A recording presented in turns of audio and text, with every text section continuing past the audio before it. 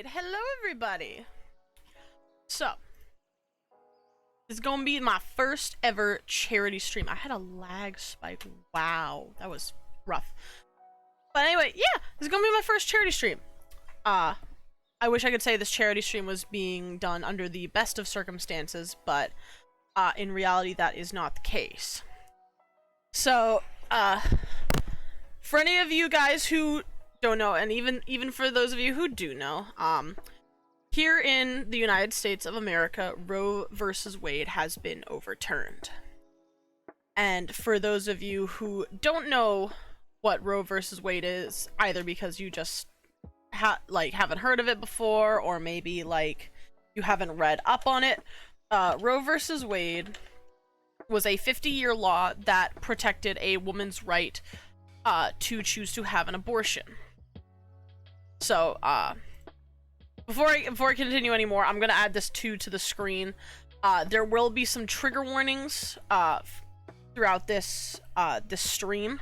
It's already set to 18+ anyway, since that is what I usually like to do. But this one's gonna be a bit more heavy than I normally do. So let me add some trigger warnings here for people who are just getting in here. Excuse me. Hey, Okami! It's alright. Thank you for popping in, though. I really appreciate that.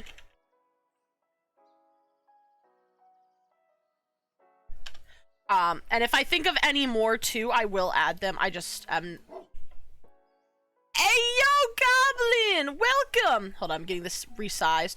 You're hosting? Thank you. Honestly, I really appreciate that. But let me add this up here too.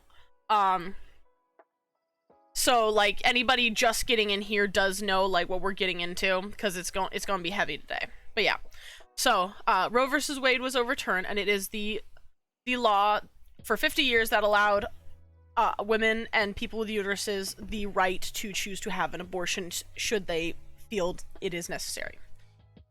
What this does is it doesn't necessarily outright completely outlaw abortion. However, in certain states, abortion is now going to be heavily penalized, and in those states is basically outright banned. So, thankfully, like this is more or less thankfully for me, but I happen to live in a state where, at least according to most of the research, my right is most likely going to remain protected. However, about half this country is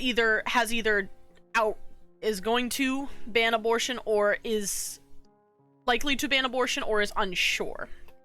There are only about 20 states that still have protections for abortion rights. So this charity stream is to mostly donate some funds to the NARAL Pro-Choice America, which I will be hosting. I will be showing you the about section for them too, in case you're like, what is the NARAL? And some of you may be thinking, like, who know of this news, like, well, why am I not donating to Planned Parenthood? Aren't they like, you know, the people who provide abortions, who help sexual assault victims, things like that? And you'd be right. However, I feel that most people will be donating to Planned Parenthood, so I would also like to provide some funds to another organization that may not be getting as many funds as Planned Parenthood. So this is nothing against Planned Parenthood. This is just another program, another group that I found seemed to be doing a pretty good job. So yeah, so basically what I plan on doing today is I found an article in my research here showcasing some games about abortions and abortion rights. So I'm going to be playing some of those today. I can't guarantee how long they will be or how long the stream will go. And I will also be reading some stories from Rain, R-A-I-N-N, about sexual assault survivors. Hello! Welcome in, Pyrus! I'm sorry if I'm not quite as upbeat today, guys. This is just a very heavy Yo! Thank you for joining the pack! What's up? Oh, I need to put this down below. Oopsies. I want it just right there. Right there. Right there. Perfect. Sorry. There we go. Now I can see the... I forgot. I totally put it above the alerts. But anyway. Hi, Pyrus. In case you are wondering what the stream is about, it's going to be a heavy stream. So I would like to forewarn you that if you are sensitive to topics of abortion and sexual assault, this may not be the right stream for you. But if you do wish to stick around, I really appreciate you joining us. And, oh... it's not on here, but when we go to the other screen, this is a charity stream. Let me see if I can pull it up. Right, there's a chat box. Let me add, I think it's browser source. Add, yes. Okay, I don't know why it's all the way up there, but, I don't know how well you can read it, but this is a charity stream, so I am hoping to be able to donate about $1,000 to the NARAL. I know that sounds like a lot, and it pretty much is. But you know, lofty goals. But honestly, even if it's only like $5, anything helps. Anything helps when it comes to stuff like this. So yeah, that is going to be the gist of the stream. If there's anything else people think I should do during the stream, like any other perhaps any other organizations you want me to shed light on that seem reputable, then yeah, I will totally do that. But just again, before we go, it is gonna be heavy, so if you feel like you need to leave at all during any point of this, especially during the games or the stories, feel free to. You are not required to stay here. Abortion only just got decriminalized here in Ireland. I'm really worried in case the vote in America will cause a domino effect all the way here. I hope not. I hope not. And I also, that's actually another good thing I should talk about too. Thank you, Pyrus. The unsure future about some other laws here in the States that may, like, you know, that can affect a lot more people than just this. Let me see here.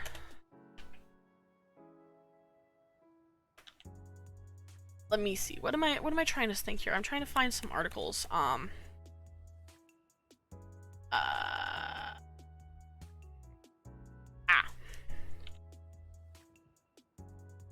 Let's see. This should be right. Okay.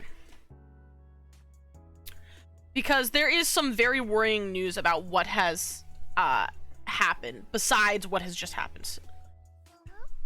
Bless your soul, Goblin. Oh, and since you have donated or tipped, I don't know why it hasn't done this.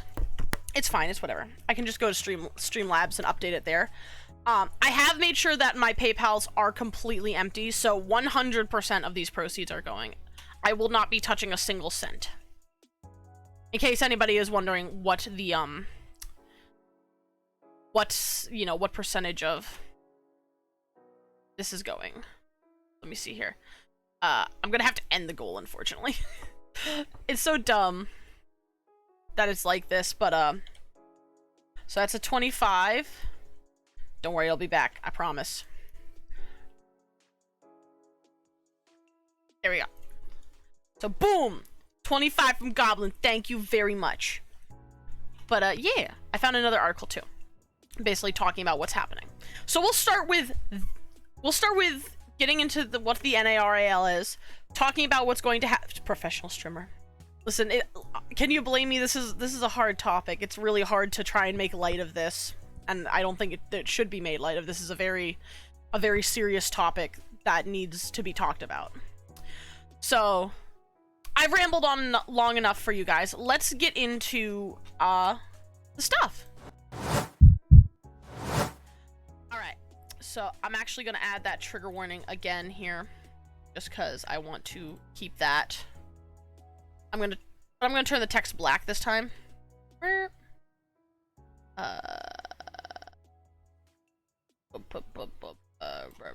trying to figure out where it needs to be put. I think it's good. Anyway, select color black. Okay. And then I need to resize it. Not at all. Appreciate you would do. I'm hoping people will come to support this. I hope so too. And if not, that's also okay. Even if it's just a small portion of people, like I said, anything helps. I don't know how I'm going to make this visible. If I can. You know, maybe I'll just keep it right up here and just select the color as white again. Yeah, that's better. Because that's going to have to stay up there pretty much the entire time. Anyway. So, this, for anybody who is wondering, when it comes to the stream, this is the website for the NARAL Pro-Choice America. So, who is the NARAL? Abortion rights are women's rights, and women's rights are human rights. Thank you, Pyrus. Thank you. Alright. But now that we're here, let's get into it. So, who is the NARAL exactly? So, the NARAL consists of 2.5 million members who fight for reproductive freedom for everybody. Not just women, but also people with uteruses, so trans people as well. Or people who don't identify as a certain gender. Each day, they mobilize and organize to protect the freedom by fighting for access to abortion care. What's up, Bree? Welcome in. Bree, I want to warn you, please look at the top of the screen here. This is going to be a heavy stream, so just forewarning, we're going to be talking about some rough topics. But I hope you'll stick around for it. So they fight for access to abortion care, birth control, paid parental leave, and protections from pregnancy discrimination. They believe in the legal right to abortion, like 77% of Americans. Yes, that is the correct statistic. They are the foot soldiers who work to ensure that abortion access is not only protected, but expanded. They've been working since 1969 with member-driven campaigns that have propelled political and cultural change at every level, from the State House to the White House. Okay, cool, good. Just want to make sure you know, Brie. So yeah, that's who they are. So, the 2.5 million members, as well as the allies, make sure leaders at every level hear their constituents. The 7 in 10 Americans who support our right to reproductive freedom. Because yes, this is a majority of America does support this.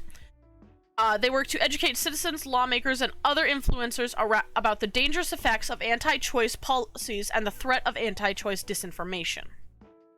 They also work at the state level to promote progressive, proactive policies to advance reproductive freedom and fight back against harmful restrictions that threaten our access to reproductive health care and the ability to make our own decisions about pregnancy. They fight to elect champions who don't just agree with the 77% of Americans who support the legal right to abortion, but truly fight for reproductive freedom. And when anti-choice candidates threaten to take away our rights, they work to hold them accountable by defeating them at the ballot box. So yeah, so that's essentially what they do. It continues down here too. So there's some extra stuff too. A lot of it's very much the same. Fight anti-choice attacks and hold bad actors accountable at the national and local levels. What's up, Rizzo? It's been a hot minute. How you doing? Welcome in.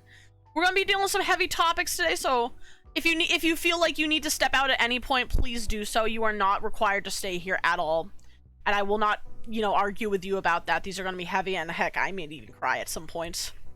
But if you do want to stick around with us, I very much appreciate it. So they work to protect and expand reproductive freedom and abortion access across the country, educate about issues about reproductive freedom and the impact they may have on the lives of women, and may I add, people with uteruses and families. This includes annual flagship publications such as Who Decides? The Status of Women's Reproductive Rights in the United States. There was a protest? I was so mad. I was going to get my dog to the vet Saturday, like the day after the news, and I was looking up protests because I wanted to see if there was like one nearby in my state that I could possibly attend. And there was one the day of the decision. I couldn't go because I was doing other stuff, but there was the day of the decision, and I was so mad that I didn't know about it because I wanted to be there.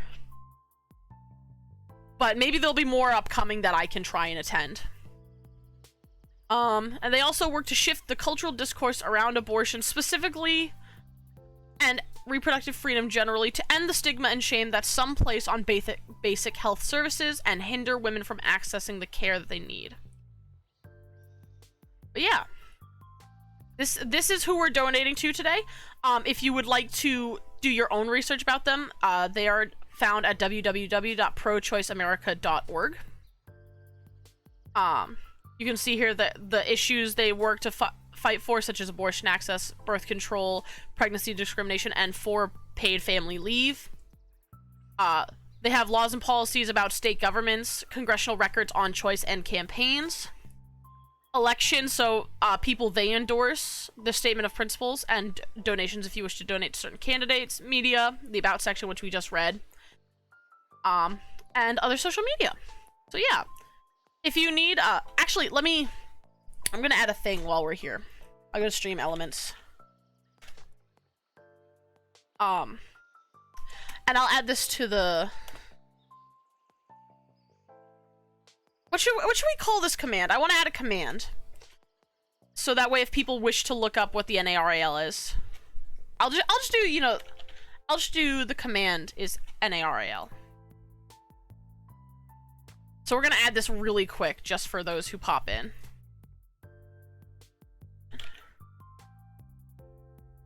If you wish to.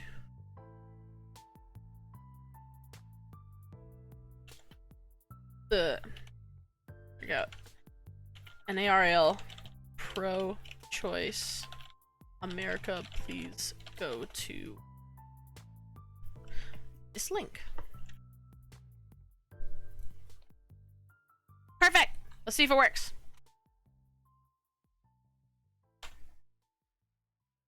Yeah. All right, I'm making sure that the title is updated. But anyway, so that is the website. Next thing I'm gonna do is I'm gonna bring us to an article. I'll probably pull up a couple articles, but this is the first one I found from The Guardian. I hit a button. Don't look. It's fine. About what's gonna happen next after the overturning. Blah blah blah blah. So we're gonna start from here. Where will this happen? First of all, 26 states are expected to ban abortion immediately, or as soon as practicable. That's a word. I am English good. So essentially this will make abortion illegal across most of the South and Midwest. And actually, I will pull up a map too to help further show you. So this is the map I used when I was looking up which states are going to be safe. So the first thing is this is the first map that have banned or mostly banned, or states that will ban within the next month. So of course, Texas currently has a trigger ban that is being enforced. Oklahoma, Arkansas, Missouri, Alabama, Kentucky, Ohio, South Dakota, and Utah already have abortion banned or mostly banned. And as for the ones that are expected to ban within the next month, we have Idaho, Wyoming, North Dakota, Tennessee, and Mississippi. So these are some of the most like high-risk states for people who need abortion access right now. I apologize. I have to eat. I haven't eaten all day. I'll try to keep the ASMR to a lower level. All right. So then, this map here is showcasing which states are likely to ban abortion within the coming weeks or months. I think California is trying to protect abortion rights from what I've read. I'm pretty sure they are too. I think they were on the map of like states that have protected it or are either unsure. I can't remember which. So on this map, we currently have Iowa, Louisiana, South Carolina, Georgia, West Virginia, and Indiana. So these are the states that are the most at risk for banning abortions. But yeah, these 5 states here have blocked or struck down recent laws that ban most or all abortions. However, with Roe v. Wade versus Gone, they're likely to have some laws take effect within the next few weeks or months.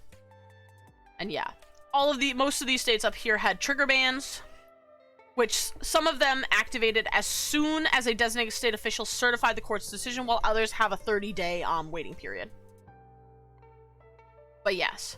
While all of the, but here's the thing, while all these laws make exceptions for the life of the mother, most do not include exceptions for rape or incest. So, yeah. A lot of people will have to. A lot of people will be forced to carry the baby to term.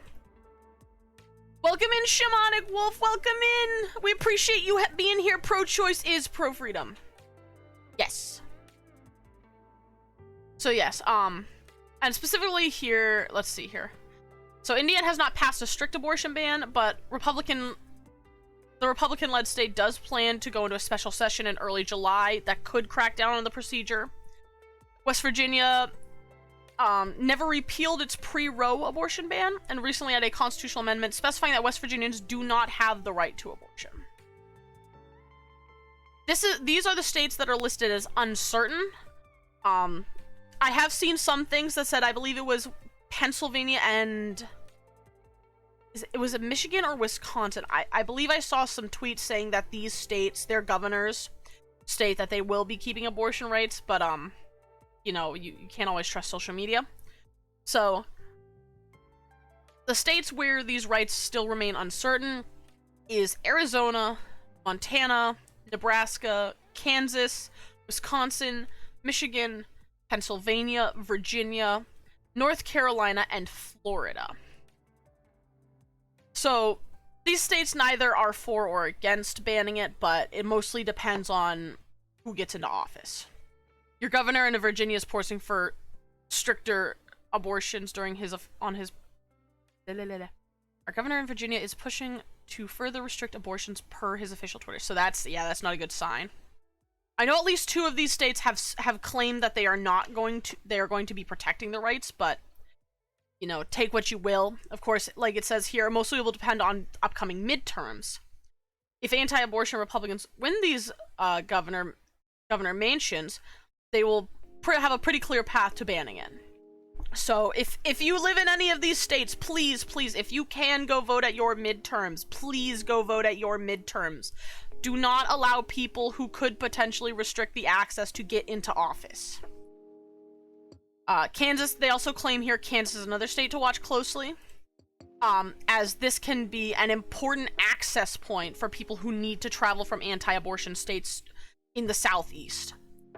They're holding their referendum in August on a constitutional amendment that would eliminate abortion protections by the state Supreme Court. And yes, like you said, in Virginia, just hours after the decision, Youngkin said he had tasked 4 state lawmakers, all of which are anti-abortion Republicans, with writing legislation to ban most abortions after 15 weeks of pregnancy. So, yeah. And then Florida and Arizona have passed 15-week abortion bans. They allow 90% of abortions to continue, but they may try to further restrict them. When's the midterm elections? Let me see here. I know my state of Maine has just passed. Ours have already passed. I will get into that in just a minute. I'll pull this up here. But, this is the most important one. These are states where, abortion is is currently legal and is likely to remain legal. So these are the safest states you can possibly be in right now. Hawaii, Alaska, California, Nevada, Oregon, Washington, Colorado, New Mexico, Minnesota, Illinois, Maryland, Delaware, New Jersey, New York, Connecticut, Rhode Island, Massachusetts, Vermont, New Hampshire, and Maine. Does pro-choice mean you support abortion or the other way around? Pro-choice means you support abortion. You support a woman's right, or not a woman, not just a woman, but a person with a uterus's right to have an abortion. So I am pro-choice. I support the fact that, you know, people who are able to become pregnant should have the choice to abort if they feel like it is necessary. For instance, you know, I am also speaking here too as a person with a uterus who identifies as a woman. So, you know, that is, I believe it is important because it directly affects me. I could be sexually assaulted tomorrow, and I plan on not having kids. I do not plan on having kids. That is my current life goal, and like with this, it scares me because as somebody who doesn't want kids, I mean, I guess. What do you mean exactly? Like part of the left? Like my political leaning? I don't think that's something I need to get into right now. But anyway, so yeah, these are probably your safest states to be in, and these will probably be the safest states where if you need to go have an abortion, you should go to one of these states. Many of these states have passed laws that explicitly protect the rights, and several have added these protections in anticipation of the Supreme Court's decision. Otherwise, state courts have protected abortion access through state constitutions and past court decisions. So some of them are recent, some of them have been around for a while. However, New Mexico and New Hampshire lack those explicit protections, but their state legislatures are not likely to move to ban abortion procedures. But yeah, so if you need a further breakdown too on why they think these states are either like, you know, likely to keep them protected, ban them, or remain uncertain, this is the full breakdown per state. I don't know if I'll get into all of them. But yeah, it seems here a majority of the country is either on the northeast up here or the far west. There are a couple states here and there. Alaska and Hawaii are, you know, where Alaska and Hawaii are. But yeah. This is the current breakdown I have, and if you would like to see here what this is abortion is now banned in these states, others will follow, by the Washington Post, if you would like to read up on it yourself. Alright, so we've done that. As for Pyrus, what you had said about the midterm elections, I will get into that right now. Let's see, I'm trying to find a good one. It do be scary times of two. Alright, let's see here. NBC News. I don't think I can look at the New York Times. I think it requires subscription for that one. But let me see here. Okay, so these are the current upcoming primaries. So let's see here. Colorado is upcoming. Illinois, New York, Oklahoma, and Utah. So I will go on through each link. So for people who are in Colorado, the Colorado primary is happening actually tomorrow on June 8th. So now you should be thinking about how to get to there and if you can vote, or if you need to mail in, whatever you need to do. As for Illinois' primary is happening also tomorrow. So again, Tuesday, June 28th. I'm saying tomorrow as in like for my time zone, which is EST. All right, New York's primary also tomorrow, June 28th on Tuesday. I don't think it says what time though, unfortunately. I don't know if it's like an all-day thing because I personally have never voted in a primary and I unfortunately missed my states. Oklahoma's also the same. It's coming up tomorrow. Looks like pretty much all of these primaries are tomorrow. If you don't have to register with a party in your state, research every primary and have a say in what other options you should get stuck with. Yeah, I'm definitely looking into options for my state about other things, perhaps like senators, things like that, and Utah. So yeah, all of the primaries, Colorado, Illinois, New York, Oklahoma, and Utah are all happening tomorrow. Why do they want to ban abortion? That is a very good question, actually. Many people do not find abortion, well, I should say, I say many, but statistics show that 77% of Americans agree that abortion, agree with the pro-choice. The remaining 23% of Americans, there are many reasons for it. One of the primary examples being people who believe that abortion is murder. You are killing a life. i.e. if you are a left-leaning, make sure to still vote in Republican primaries, just as if you are right-leaning, you should look into Democrat primaries as well. Yes. But one of the examples I know of are people who believe that, some people believe that life begins straight at conception. Conception, i.e. being once the egg has become fertilized. So some people believe that life begins at conception, and therefore abortion is murder. You are killing a life. My rebuttal to that, in case anybody is wondering what rebuttal I would say, is by that point the baby is still not even the baby. It is a zygote. I shouldn't even call it a baby. It is just a zygote, which is more or less just a cell or a clump of cells. At this point, there is nothing resembling a baby. I thought the biggest reason was because people don't want like 100 kids. It could. Do you mean why they want to ban abortion? No, that's for pro-choice. So people who would be pro-choice, I don't know.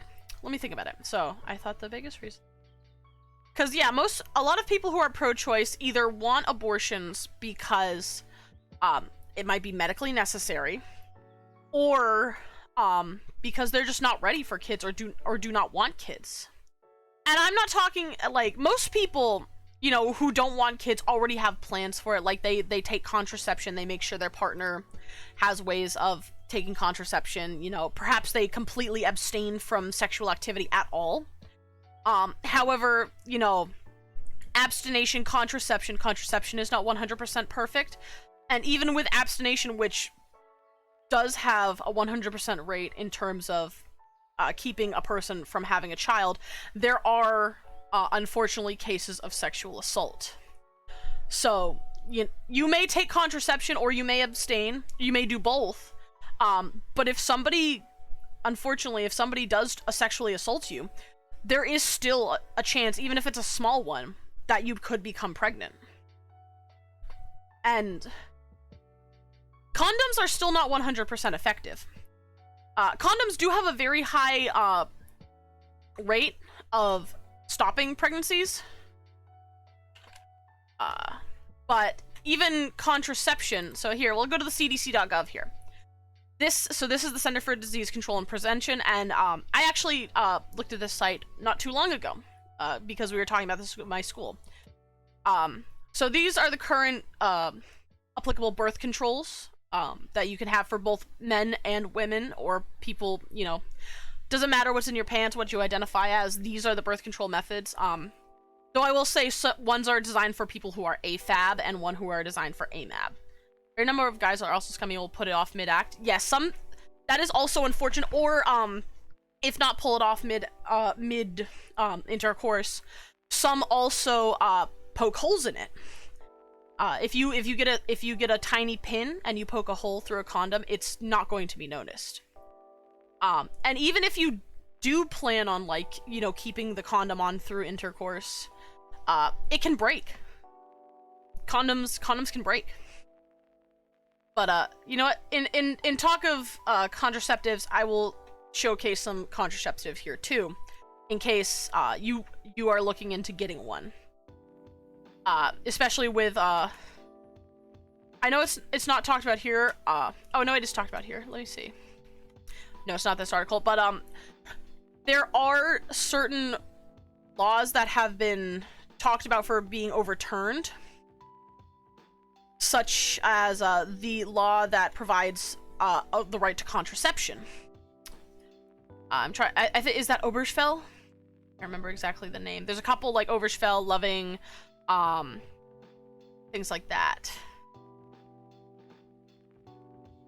Potential laws to be overturned. Where is it? Trigger laws. Is abortion dangerous health-wise?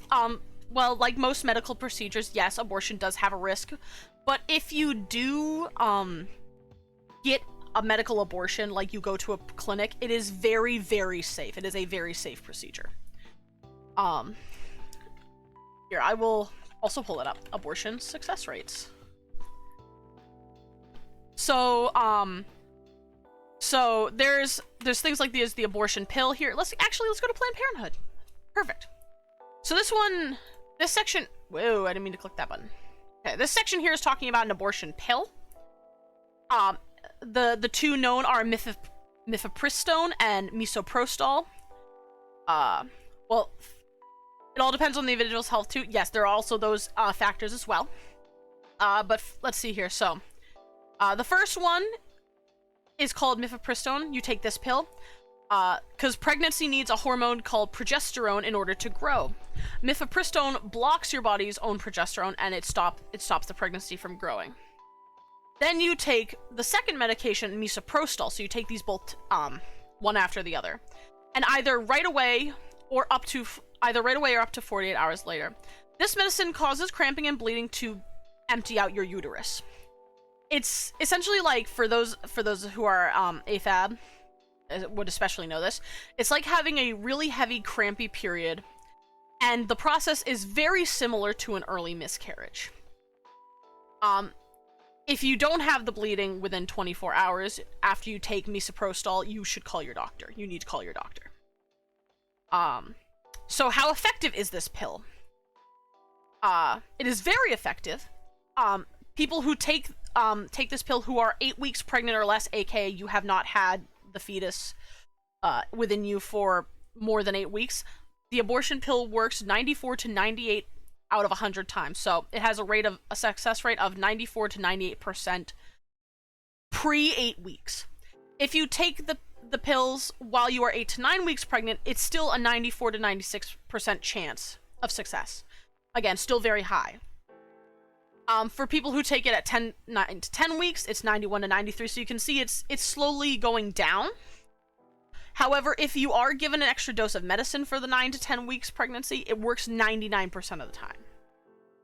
And for anybody who takes it 10 to 11 weeks pregnant, it works 87% of the time. And if you're given an extra dose, 98% of the time. Because generally speaking, most people who keep a pregnancy, I believe it's about like past 10 weeks, they're usually not going to get an abortion. And if you do take the pill after 11 weeks, yeah, the effectiveness mostly depends on how far along you are in the pregnancy. After 11 weeks, there's a bigger chance of stronger bleeding or cramps. So it could hurt you a little more, but overall, other than some discomfort with having a heavy period, as many AFAB people know, it's really not that hard. But yes. It's pretty effective and otherwise very safe. But yeah, that's the abortion pill. Let me see. Are there other methods? Here we go. Let's go to in-clinic abortion because this I'm sure is what many people think of when they think of abortion. So this is a medical procedure to end your pregnancy. It is safe and effective. They're also sometimes called surgical abortions. Though they're generally an in-office procedure and not surgery. So the way this works is they use a suction to remove the pregnancy from your uterus. There are a couple kinds of in-clinic procedures. You should talk to your doctor or nurse. English hard. Doctor or nurse to figure out which type is correct for you, depending how far along you are. So the suction abortion, which is called vacuum aspiration, this is probably what a lot of people think of when they come to the stereotype, is the most common type of in-clinic abortion. They use gentle suction to empty your uterus, and it can be used up until about 14 to 16 weeks after your last period. So dilation and evacuation, or D&E, is another kind of in-clinic abortion procedure. This one will use suction and medical tools to empty your uterus. And you can get this procedure, usually, you can get this, I can't English tonight, guys. You can get D&E later in the pregnancy than aspiration, usually if it has been 16 weeks or longer since your last period. And in terms of effectiveness, they work more than 99 out of 100 times. And needing to get a repeat procedure because the abortion didn't work is really rare. Um, and of course, this is another choice too, since we talked about the pill. Why might you choose to go in person instead of taking the pill? A lot of people, it comes down to preference. To my understanding, if you had to choose between going through normal pregnancy and being stuck with a child you didn't plan for and having a fetus manually, you choose lesser catastrophe. Yeah. Well, I mean, it depends on what you define as catastrophe. Like, for instance, there's more to just, like, than just health, too. Some people just don't want a child, and if they do have to carry that child to term, they may resent that child. And that can have horrible, emotional effects for a child. You know, having a parent who doesn't love you and makes it very clear they don't love you and never planned on having you. You know, that can be, I can't, not just that can be, that is very harmful. There's also the matter of financial reasons too. I'm sure, like, for those of you who live in the United States know, gas, yeah, costs in America. It costs roughly $25,000 to have a child in America. Well, you don't wish someone you love to have an abortion, so it's pretty bad. Yeah, nobody wishes to have an abortion. This isn't something people go and do, like, for fun. This is not something people want to do. Usually it is a choice because they can't afford the child, they don't want the child, either because they didn't plan on having the child, or because, they didn't plan on having the child, or because, they were assaulted, or, perhaps, like, this is another thing, too, that, some people don't think about. Perhaps you do plan on having a child, right? Perhaps you do intend to get pregnant. Yes, it's a last resort. Exactly. Abortion is a last resort. But yes, especially for people who are trying to have a child, because some people do want to have a child, you know, no fault of that. If you want to have a child, great on you. However, there are certain conditions that can cause it to be very hard to have a child and could potentially be fatal. One of which is an ectopic pregnancy. That is a very common one. So ectopic pregnancies, this is scary. So, I'll go back to Planned Parenthood again. So, in case you don't know what an ectopic pregnancy is, a normal pregnancy the egg comes from the ovary, it travels down the fallopian tube, and it goes into the uterus, where it will attach to the uterine lining. And that's how a normal pregnancy will go. Yeah. An ectopic pregnancy is when this fertilized egg attaches somewhere else inside your body, which is usually the tube. And it's also sometimes called, that's why it's called a tubal pregnancy sometimes.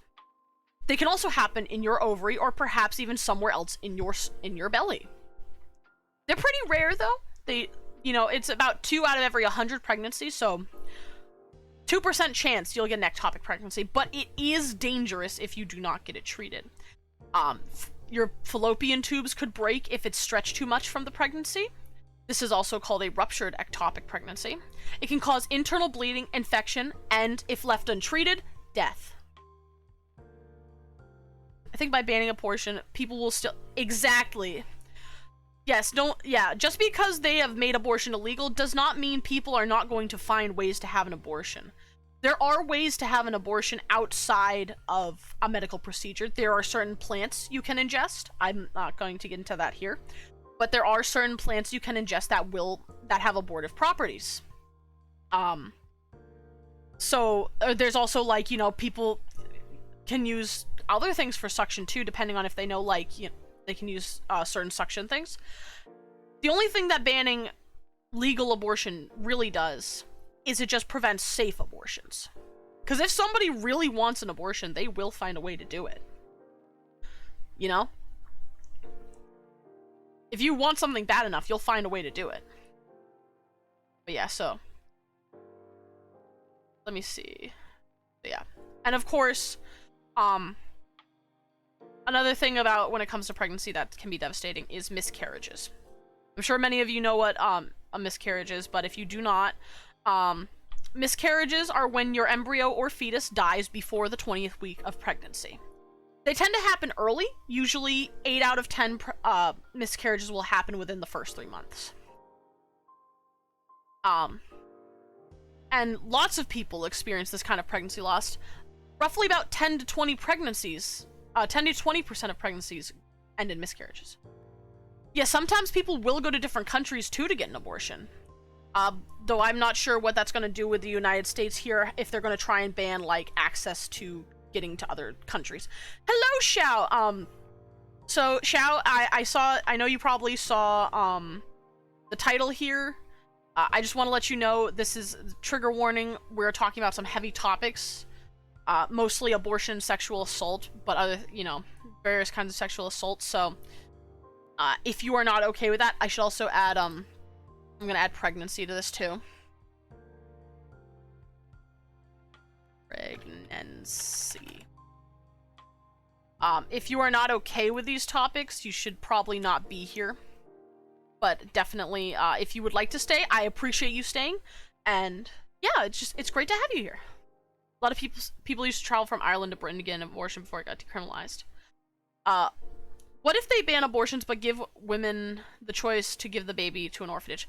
See, that's another thing too. Yes, even if they ban abortions, there is still the option of giving your child up to the foster care system. But even that is not perfect.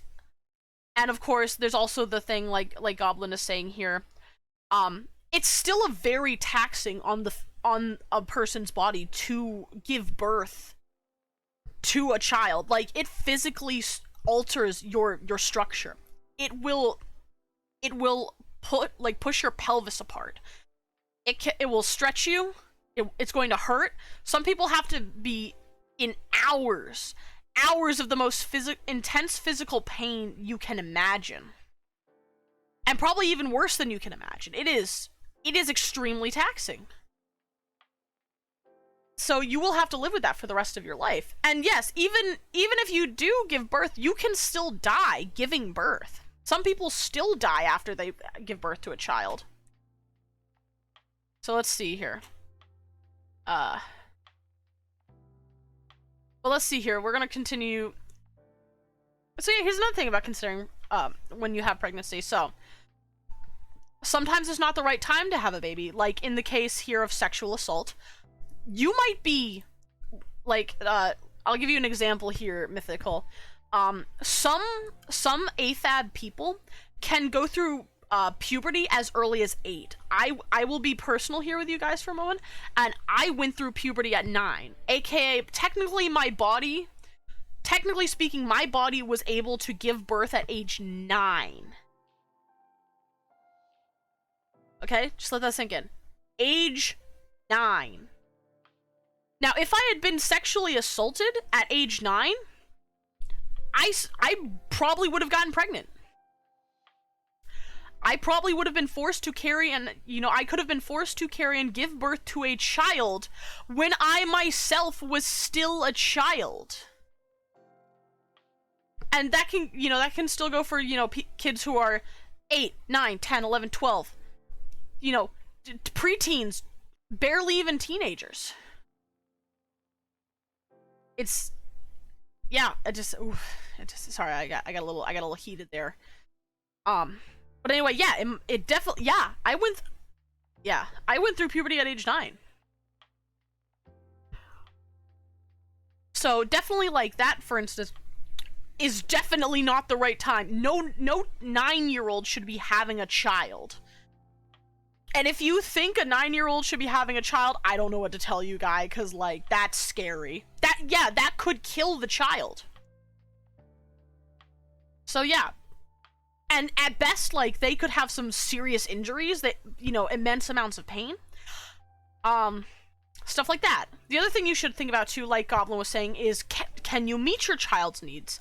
Do you have the time to raise a child? Like, if you're working 40, 50, 60 hours a week, do you have time to be there? Like, let's assume, for instance, you are single, right? Yes, that is definitely true. A few hundred years ago, women did give birth really early, and yeah, it is definitely progress that we are not forcing, you know, 14-year-olds to have kids anymore. Or at least it was until this happened.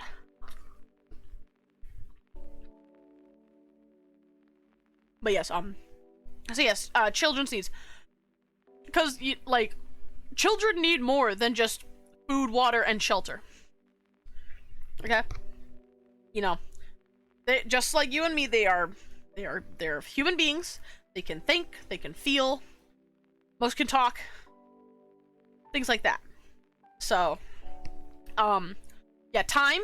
Like, you know, like I said, if you're working long hours every week, and you maybe only have a couple hours to yourself when you come home, chances are you're probably not going to A, want to raise a child, and B, you are definitely not going to have the proper time to be with that child. You know, it's very important for a child to be able to be there for them, to like attend like school and extracurricular events, to be able to have the time to say take them to the doctor if they get sick, or and just time to spend with them too, like, you know, sitting down at home talking with your kid.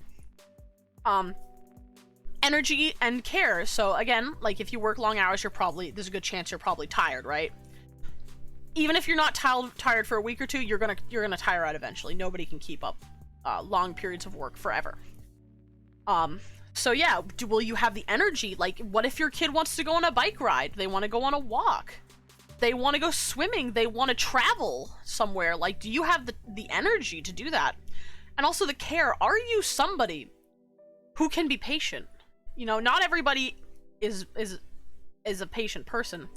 Like, are you the type of person to like snap at people around you when you get angry? Are you the type of person to get violent when you get angry? Because if you do those things, you should not be having a child. You know, childs require a lot of patience. They're going to make mistakes. They're going to break things. They're going to hurt themselves. You need to be able to have the patience to deal with that. And also, like, can you love your child? Because, like, you know, say you come from a religious household where, like, it is against your religion to be gay. What are you going to do if your child comes to you at some point and goes, you know, mom, dad, parent, you know, parental unit, I'm gay, I'm trans, stuff like that. You know, what are you gonna do? Like, would you be able to handle that?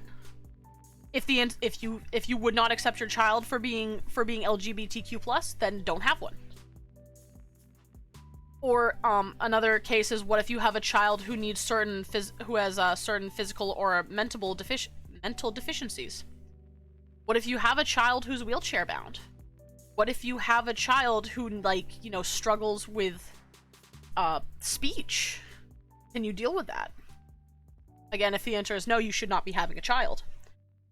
And yeah, planning, like, you know, in a lot of people's cases, they might have a child with their partner, and then you and your partner split up. You know, some people opt to try and keep the other parent in their life.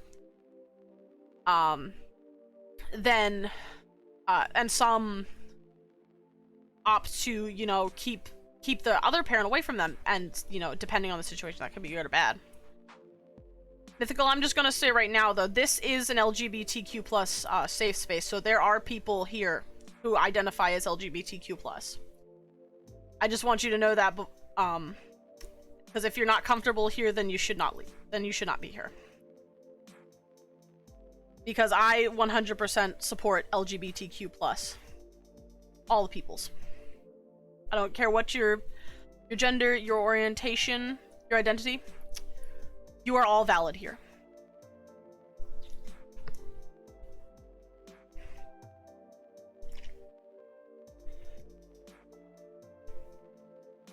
So, if you are not okay with that, Mythical, then I will politely ask you to leave.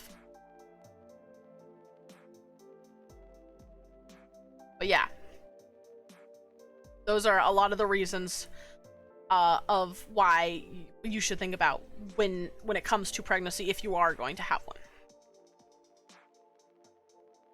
Anyway, I'll go back to contraception since I didn't cover that, in case anybody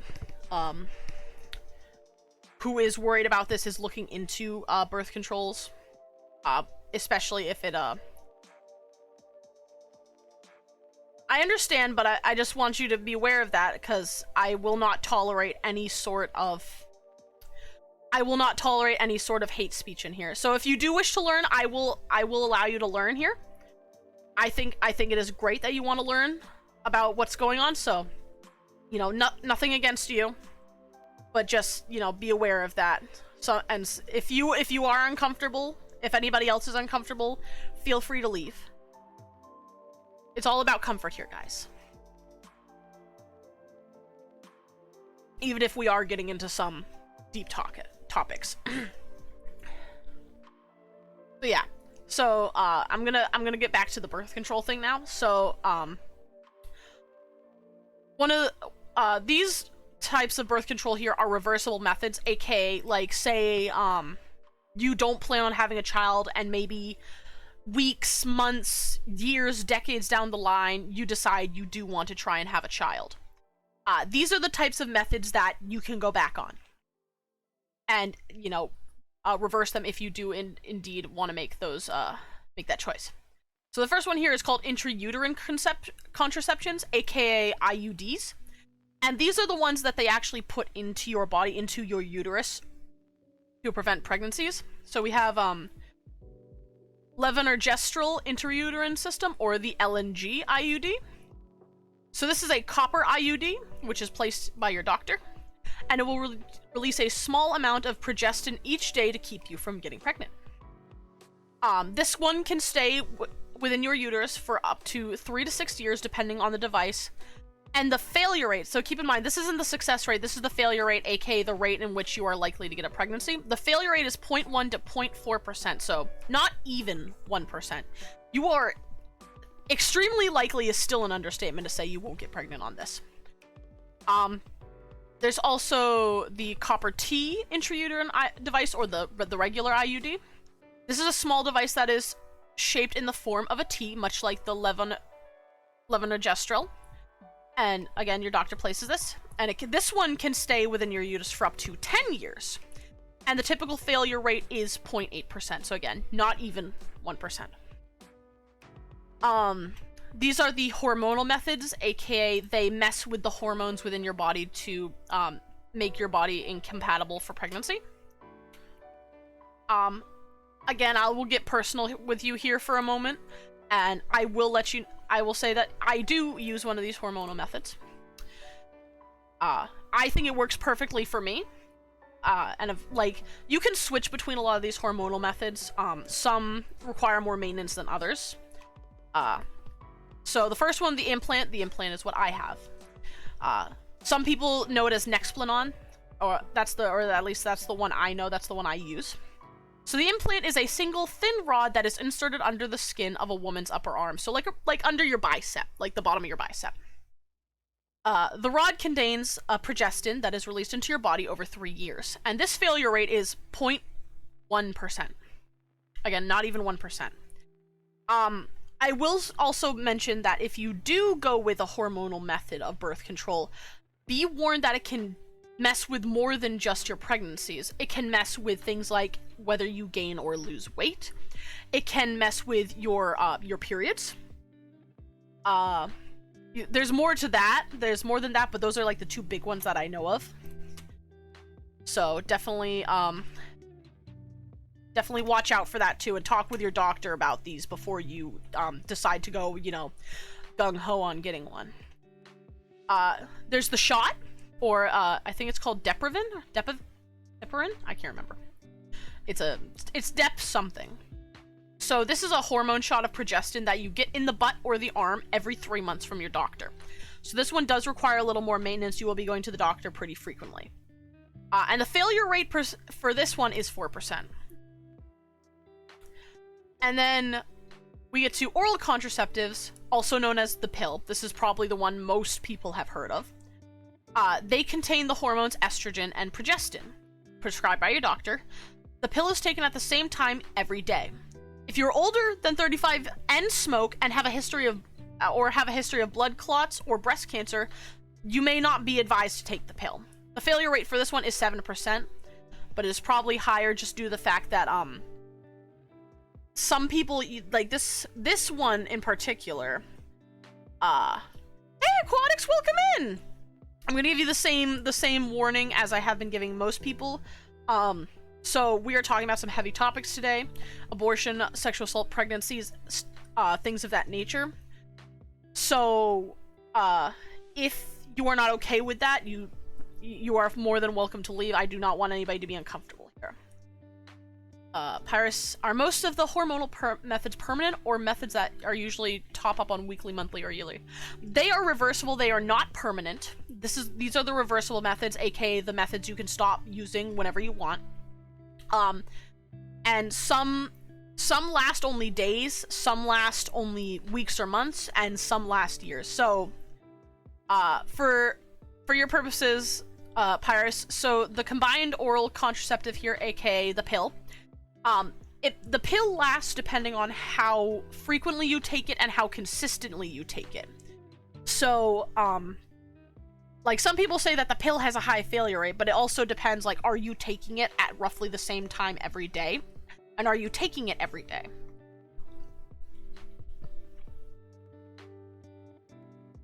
So, I started off on the pill. And for those of you who don't know me personally, I have terrible memory. I get easily distracted all the time. So, I would forget to take my pills for days, weeks, sometimes even months. And for me, it didn't really matter because I don't have a partner. So I had really no worries about, like, getting pregnant. But for somebody who does have a partner and you take the pills, it is important you take them. Because if you don't take them consistently, I have been told it takes about a month of consistently taking the pill for the proper hormones to build up within your body to prevent pregnancy.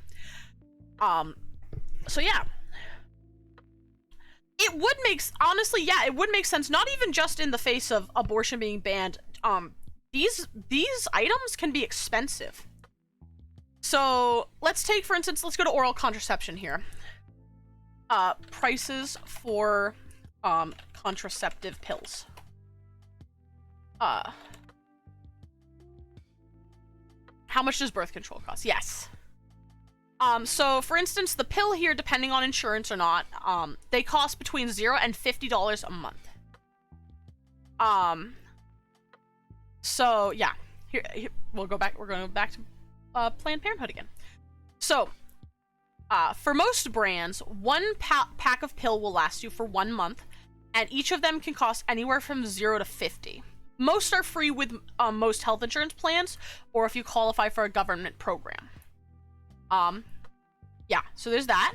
However, you may also need to pay for an appointment with a doctor or nurse to get your proper prescription, which can cost anywhere from $35 to $250.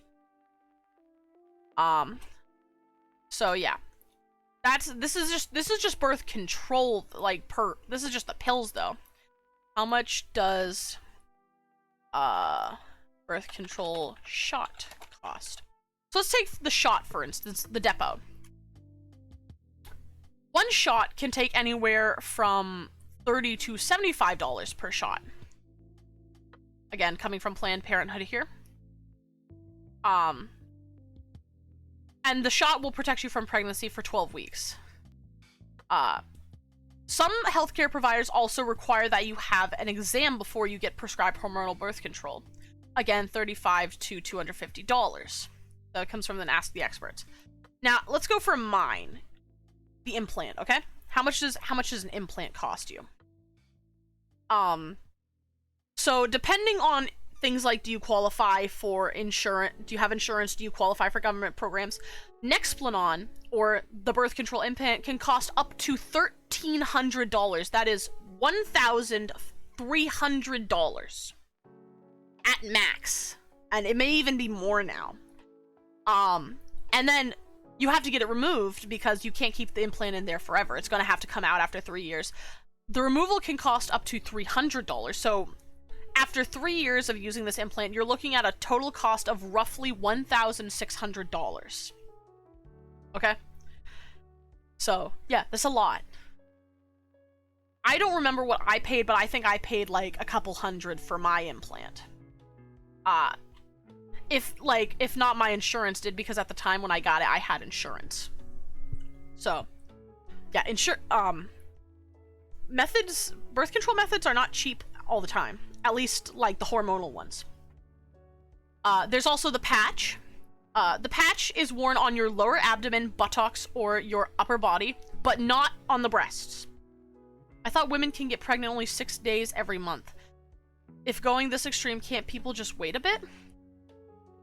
Wait a bit for, like, birth control, or do you mean, like, getting pregnant? Because, no, we can get pregnant any day of the month. There's just certain days where you're more fertile.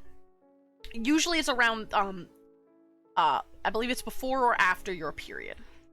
So, like, you can, like, even if you're not, you know, on your period, or if it's been, like, a week after your period, you can still get pregnant. Just, you might not be as likely as if, say, you had intercourse just before your period.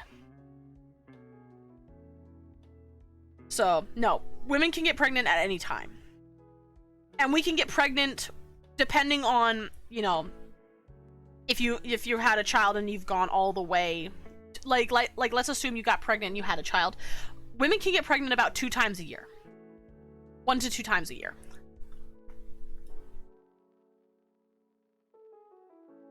So, yeah. That is definitely false. We can definitely get pregnant more than 6 days a month. But the patch, this is also prescribed by a doctor. This one will release progestin and estrogen into your bloodstream. You can put on a new patch once a week for 3 weeks. During the 4th week, you don't need to wear the patch, so you can have your period. And the failure rate for this one is 7%. And then there's the hormonal vaginal contraceptive ring, or just the ring. The ring releases the hormones progestin and estrogen. You'll notice, you know, a pattern here. There's a week-long period where you're most receptive for the egg to be fertilized, but yeah, any day of the month. Any day.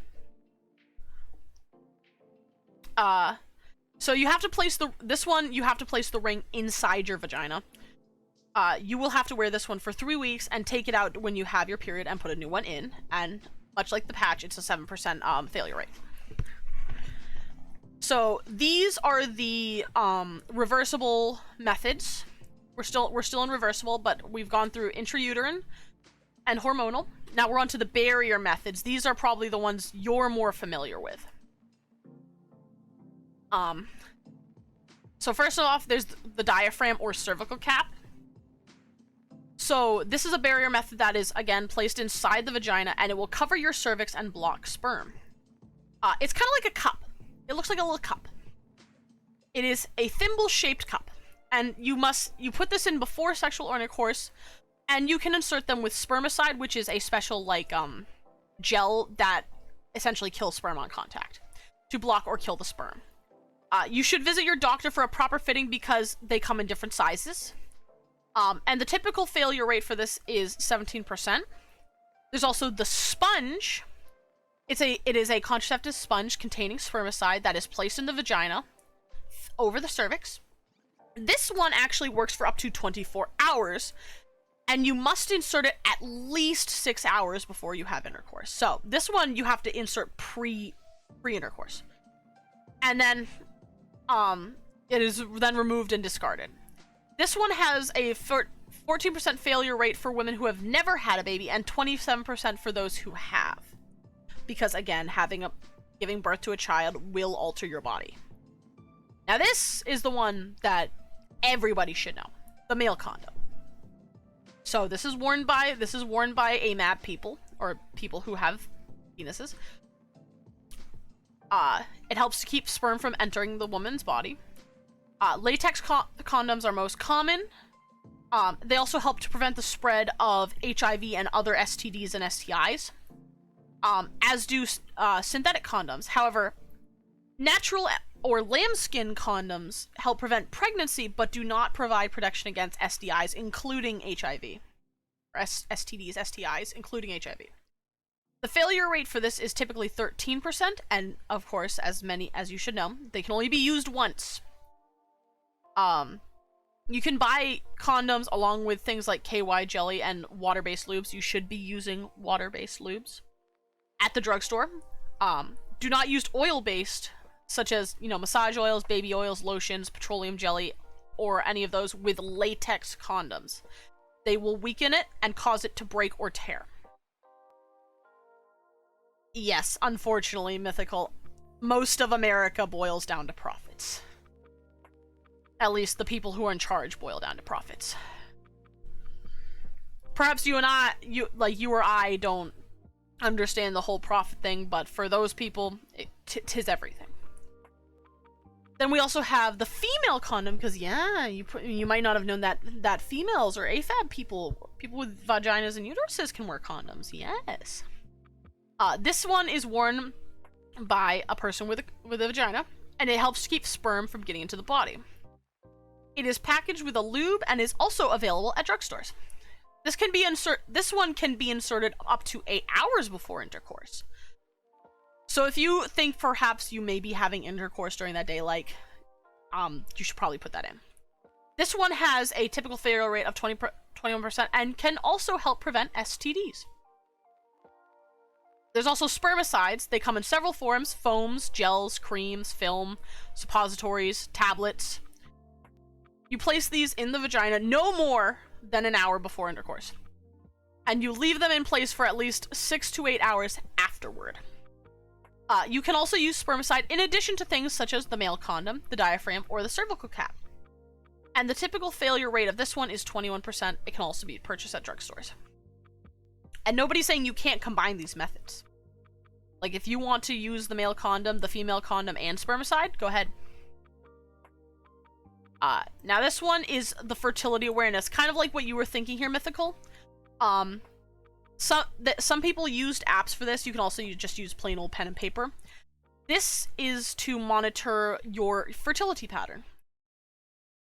Capitalist Society of America states, yes, among the conspiracy theories that these changes to reproductive rights that millennials and Gen Z aren't procreating as much, so we are able to replace the workforce, which is making rich people less rich. That is indeed one of the theories. But this might help explain, Mythical, the whole where you got a woman can only get pregnant 6 days of the month. So your monthly fertility pattern, aka, is what days do you have your period? Because typically speaking, periods happen roughly around the same time every month. So yeah, it is the number of days in the month when you are fertile, aka able to get pregnant, and days when you are infertile, and days when fertility is unlikely but possible. If you have a regular menstrual cycle, you have about 9 or more fertile days in each month. So those are like the days you should definitely if you're trying to have a child, those are the days you want to go for. And of course, if you do not want to get pregnant, you should not be having intercourse on these days. Or use things like the barrier method during those days. So the failure rate varies for this one, has a rather large range of anywhere from 2% to 23%.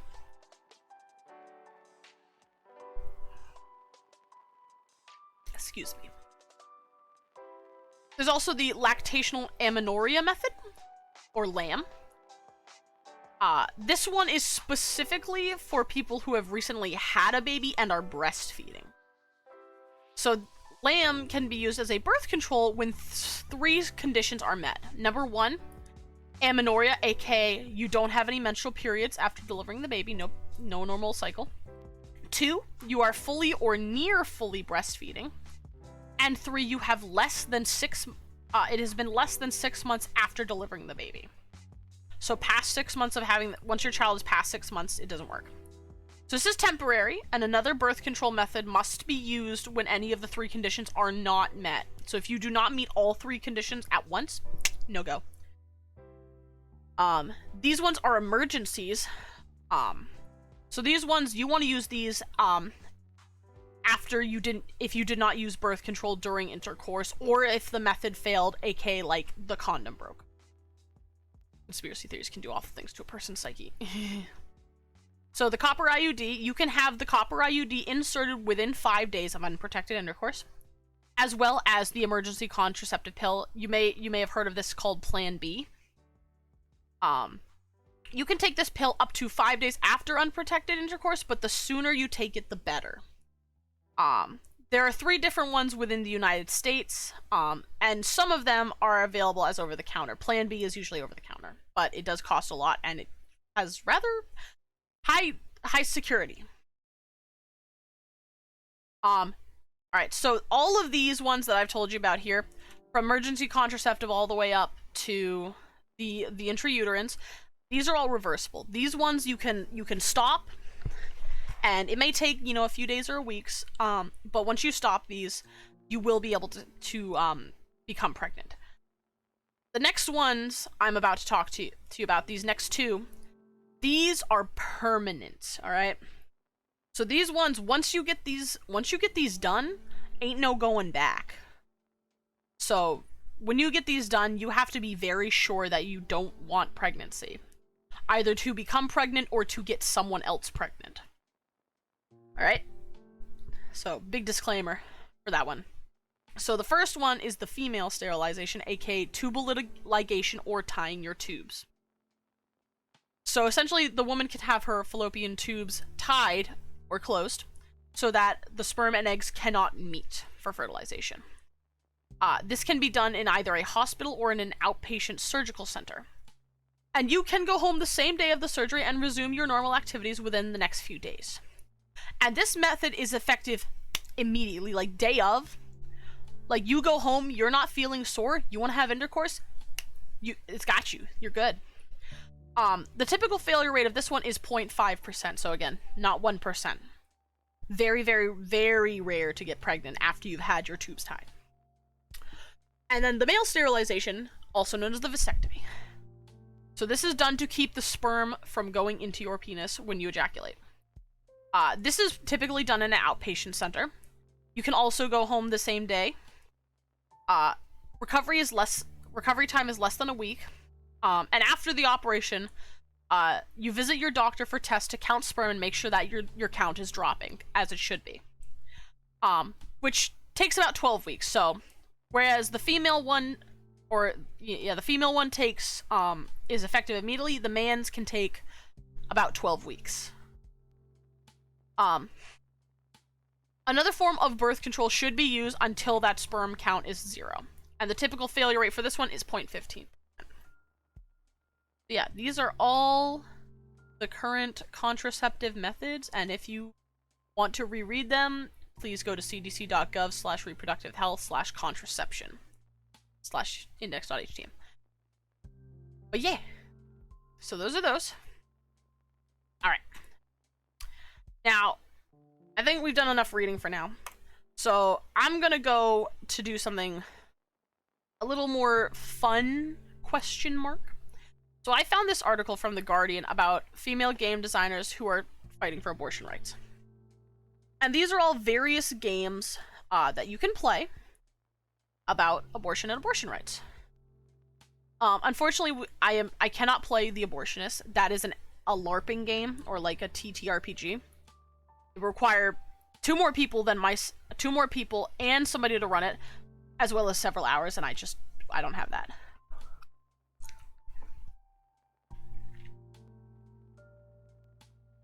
However, if you are curious about it, this game requires, like I said, 3 people, 1 facilitator, the game master, whatever you wish to call them, and 6 hours to play this. It is a 6-hour game.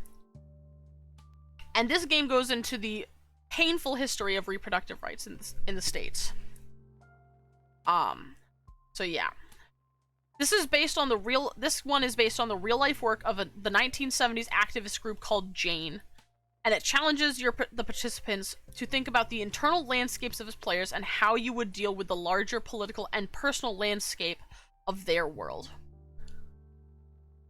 So, that is The Abortionist. There's also their website here if you want to check it out. So this is the website for the LARP. Oh, their website says 5 hours, whereas the one says 6, but yeah. You get 151 pages of material, aka everything you need to play, 3 characters, 27 scenes, and references, so nobody gets lost. But that's The Abortionist. We're not going to be playing that one today, unfortunately. So this one we are going to be playing is called Trapped, and it was developed by the women's health specialists in California, and later expanded upon by participants in the Abortion Access Hackathon. It is a free browser game, so if you see me play this and you want to play this yourself, you can totally play it. And the goal is simple. It is here to make us understand the practical realities of how difficult it can be to get one, particularly when economic, political, and cultural factors get in the way. Okay? I'm not getting into it more than that, so let's just go straight to it. So this is Trapped, a game about getting an abortion. Let me see, can I change, is Trapped... I don't know if this is the right Trapped. I don't know. I'll just keep it on just chatting for now. But yeah, so let's go.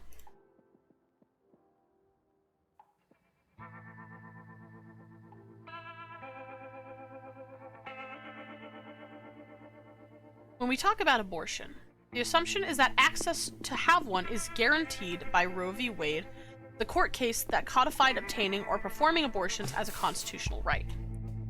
Turn this down a little bit, it's actually kind of loud. Put it at like 30. There we go. Alright. In reality, the legality of abortion is only one right of the many rights someone must be able to exercise in order to obtain their procedure safely and affordably. Inside only a few minutes, you will walk through one randomly selected scenario of someone who is pregnant and does not wish to be. Keep that in mind, this person does not want to be pregnant. At the end, you can play again and see a different one. The events you'll randomly encounter are real. The amounts of expenses, wait times are real, making abortion too often a right that you can only exercise if you can afford it. Alright?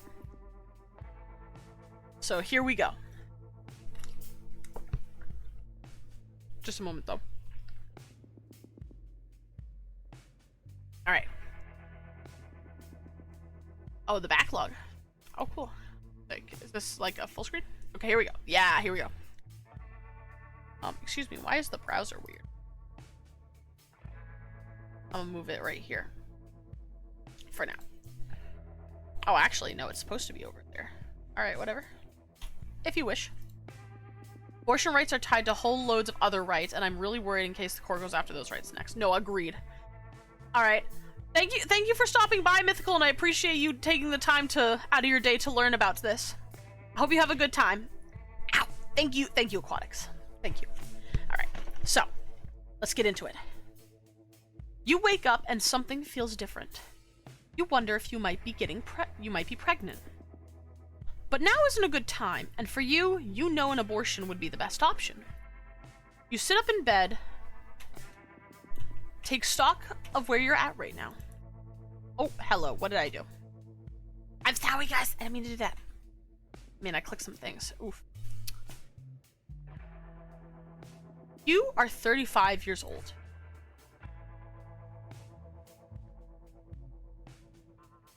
You had a baby 3 months ago and are breastfeeding with no complications and were found at your 6-week and no complications were found at your 6 weeks follow-up. God, I am so good at English tonight.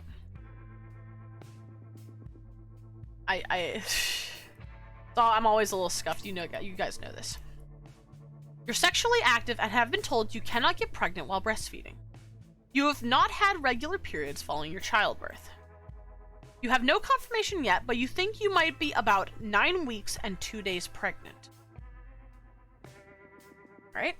So, first of all, we have trap laws. These laws are targeted restrictions on abortion providers designed to close them down rather than make them safer for women. The example being down to the inch dimensions for exam rooms, hallways, and gender closets, medically unnecessary requirements for doctors, and things of that nature. So, finding a place to get an abortion is the first challenge, and after decades of restrictive legislation, today is surprisingly difficult. Trap laws, or targeted regulation of abortion providers, hence the name trap, mean that hundreds of the clinics that were once available for abortion services have been forced to close because of laws that make it expensive or impossible to stay open. I'm actually gonna have to unfortunately get rid of the trigger warnings so you can see the counter and the money. All right. And I'm sorry if you guys hear me eating. I'm really hungry. I've been doing a lot of stuff today. So currently we are 65 days pregnant and we have $440. You find a clinic near you on Google Maps, but when you call, you find out they no longer have an abortion provider because of picketing and harassing calls to the doctor's home. You now have to start all over and find another provider, delaying you 4 more days. So now we've climbed up to 69 days pregnant. So, also,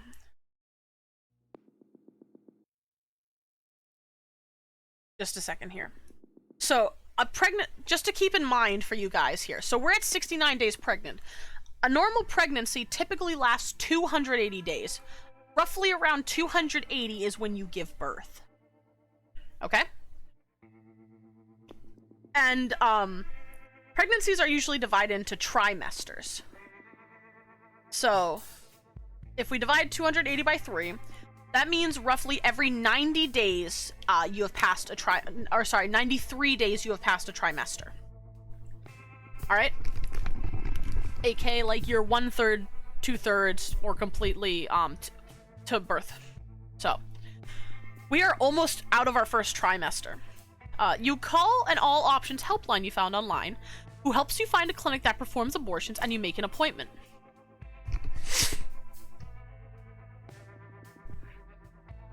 Often, the language a patient speaks can also pose considerations on how readily they can get an abortion. So here you go. We're 69 days pregnant still, with $440. You can speak English, but you cannot read English. Your primary language is Hmong. I think I said that right. Hmong? Hope I did.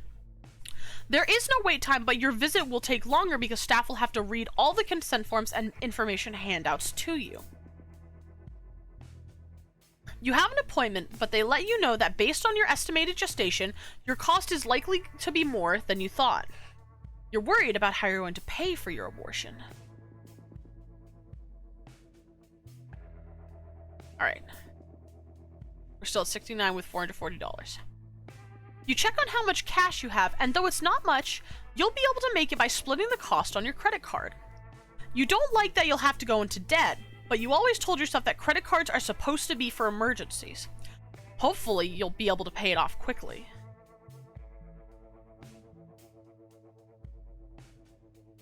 Now to figure out how to get to the clinic. So, we're still the same. The clinic isn't as close as you'd hoped, but thankfully you can get to your appointment by public transit from your home.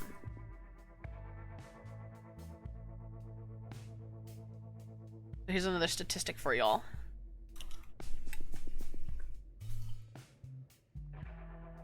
Sorry, I had to eat.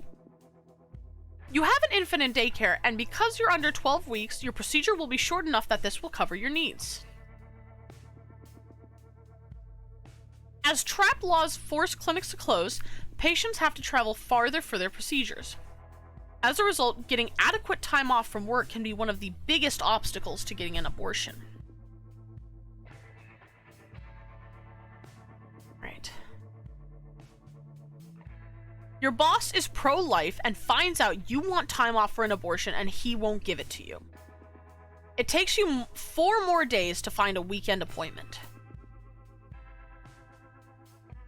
We are now at 73 days. You had previous abdominal surgery, and so the provider requests that your primary care physician conduct a formal ultrasound to be sure the abortion can be done. It takes 3 days to get the report, so we'll add another 3 days. It's now 76 days. Finally, after all of this waiting and arrangements, the day of your appointment arrives, and you make your way to the clinic.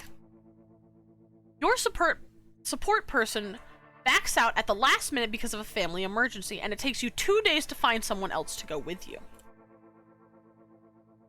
It has been 78 days now. Ultimately, you have your procedure and make it home safely. Despite all of the complications in making your appointment happen, the abortion itself was more straightforward than you expected. This is frighteningly accurate for worst case scenario trying to do this. I wouldn't say this is worst case scenario.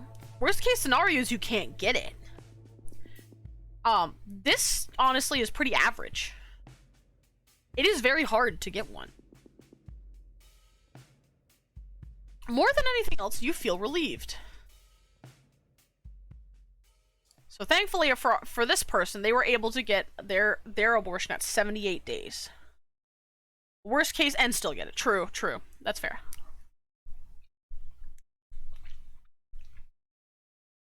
So that's one scenario.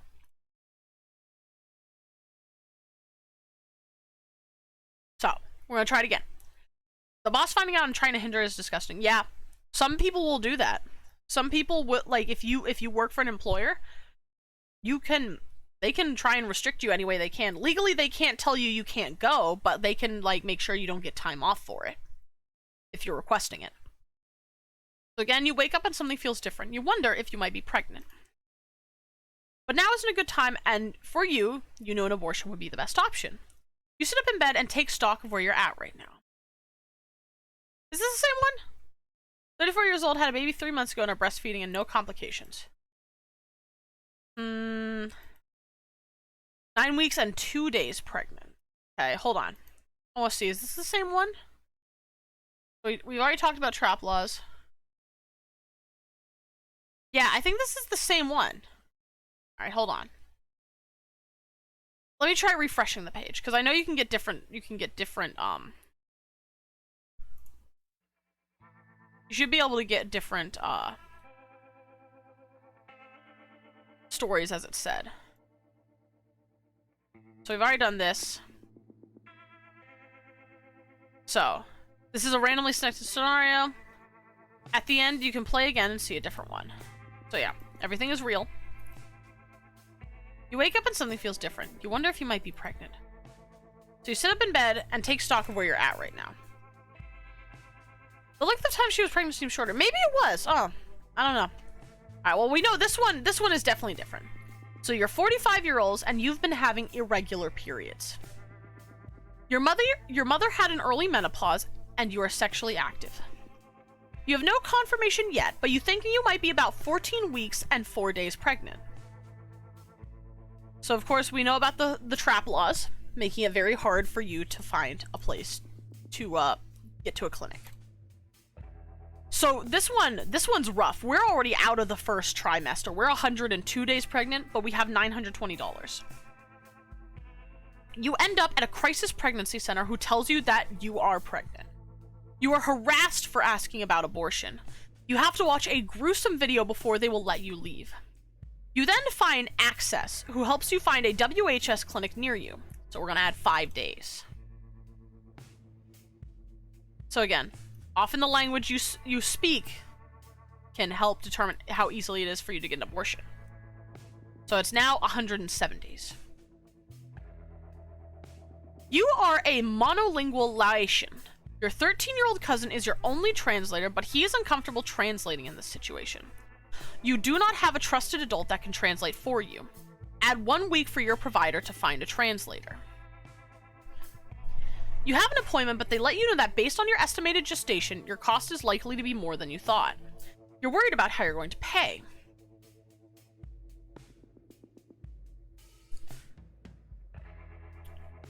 The person who took your appointment at the clinic let you know that your Medi-Cal can cover the cost of your abortion. You breathe a sigh of relief. Now to figure out how to get to the clinic. It's been 114 days now. The closest clinic with any open appointments is in the next town just beyond where the public transit can take you. You meet a friend for coffee and get the courage to ask them for help. Secondary school I used to attend was heavily pro-life and it did feel intimidating at times. I can imagine. I'm so sorry. Alright, I'm just for the sake of like the images, I'm probably going to roleplay this person being a person who identifies as a woman. This is a hard question for me to ask, but I was hoping you would help me. Is everything okay? Yes, I mean, I'm fine, but I'm pregnant. Oh man, are you... I'm going to have an abortion, and it's next week, but the bus doesn't go there, and... It's okay, I'll drive you. I have work off that day, and besides, I know you do the same for me. Well, thank you! That means a lot to me. I was so nervous to ask you, how can I pay you back? Nothing. This is what friends do for each other. Seriously, it's okay, I'm glad to help you. You're grateful for the help, but it takes you a day to make arrangements with your friend. So according to the Guttmacher Institute, 61% of those who have abortions are already parents. Alright, I couldn't read it all, but yeah. So that's the first part of that. So you have a baby to take care of, and finding someone who is available to babysit takes 4 days of calling around. So yes. Requires you to travel farther now. So we're at 119 days pregnant. On top of your job, you're taking a class at night at the local community college and have a test this week that will determine your final grade. You waffle on whether or not you can juggle both recovery and studying, but ultimately decide to reschedule your appointment to a week later. So now it is 126 days. Almost halfway to giving birth. Roughly. You have high blood pressure and recently stopped taking your medication because you ran out of cash for refills, so we have $1,000 now. Only 4 days to find a sitter? As a father, I find that unlikely. Well, good to know. Good to know. We have accurate representation that it would probably take longer than 4 days. It takes 17 days to get your blood pressure under control. We're now at 143. Halfway to having a full pregnancy. Or full birth.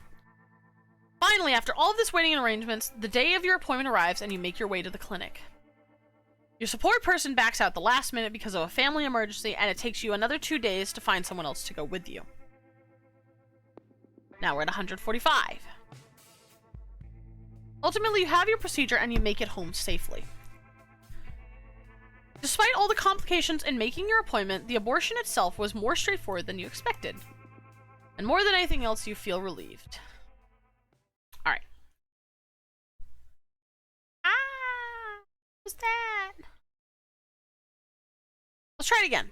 I'll do one more. I think we'll do one more. I think 3 is a good amount. I hope this one's different. So, you wake up and you think you might be pregnant. Oh no, there's no music. Why is there no music? Okay, I have lo-fi hip-hop beats. Alright. So, yeah, you wake up, take stock of where you are right now. Oh, interesting. You are 17 years old. You've been on birth control through your parents' doctor for 2 years and have been sexually active during that time. You missed several pills over the last few months because of school tests and sports competitions. Your periods have always been light and you seem to have still been getting some kind of spotting. The most noticeable change has been abdominal fullness and breast pain. You have no confirmation yet, but you think you might be about 20 weeks pregnant. So now we're underage. This one's interesting. How rough is it for somebody who is underage to get an abortion? All right. So we are now starting at 140 days. We have $1,240. So, wow, we're already halfway. You find a clinic that provides gynecological and abortion services, but doesn't have the ability to do surgical abortions due to trap laws. 17, yeah. It happens. I mean, it happens. You know, I know plenty of people in my life who have been sexually active at 17, and I know people who have gotten pregnant at that time.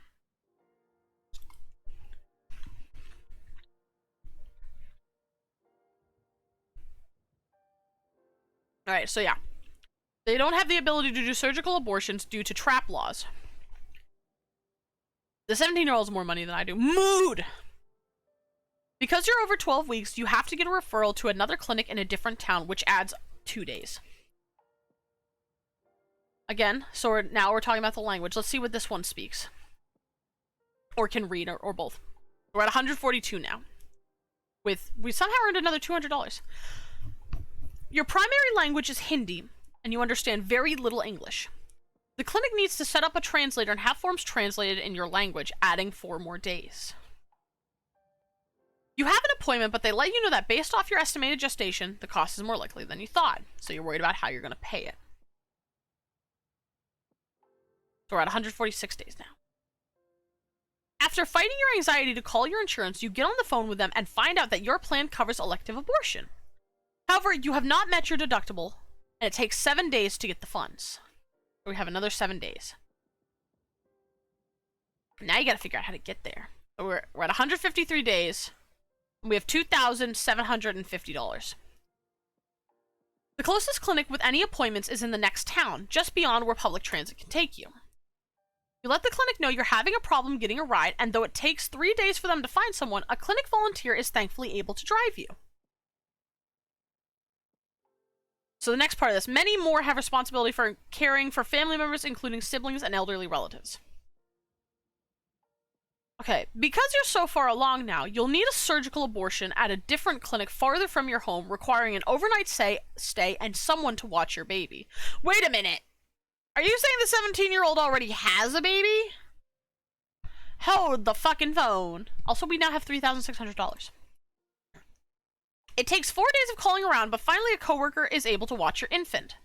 This plus the hotel adds another $200 to the total cost of getting your abortion. As trap laws force clinics to close, you have to travel farther, and that's one of the biggest obstacles. But goddamn, either that or they're saying like it's the parent's kid. Unfortunately, you're now past the point where you can legally obtain an abortion in your state. A long-term study by Reproductive Research Institute and SEER, surveying those who were turned away from an abortion by cost, gestation limits, or other interference, led to some notable findings. So unfortunately, the person we were playing today was not able to get their abortion and will have to have the baby. While there is no evidence to show that getting an abortion causes mental health or family economic stability issues, being turned away from an abortion you wanted conclusively does.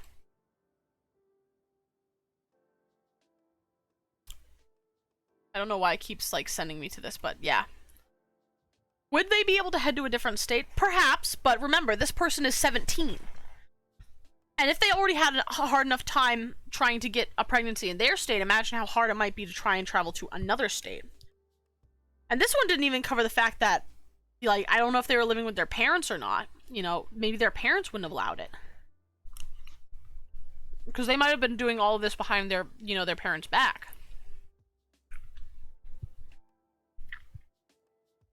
Alright, but I think that is enough of Trapped. Yeah, if they had an issue getting transport to the next town, then transport to another state, yeah, pretty much impossible. I agree. Alright, oh no, where are my games?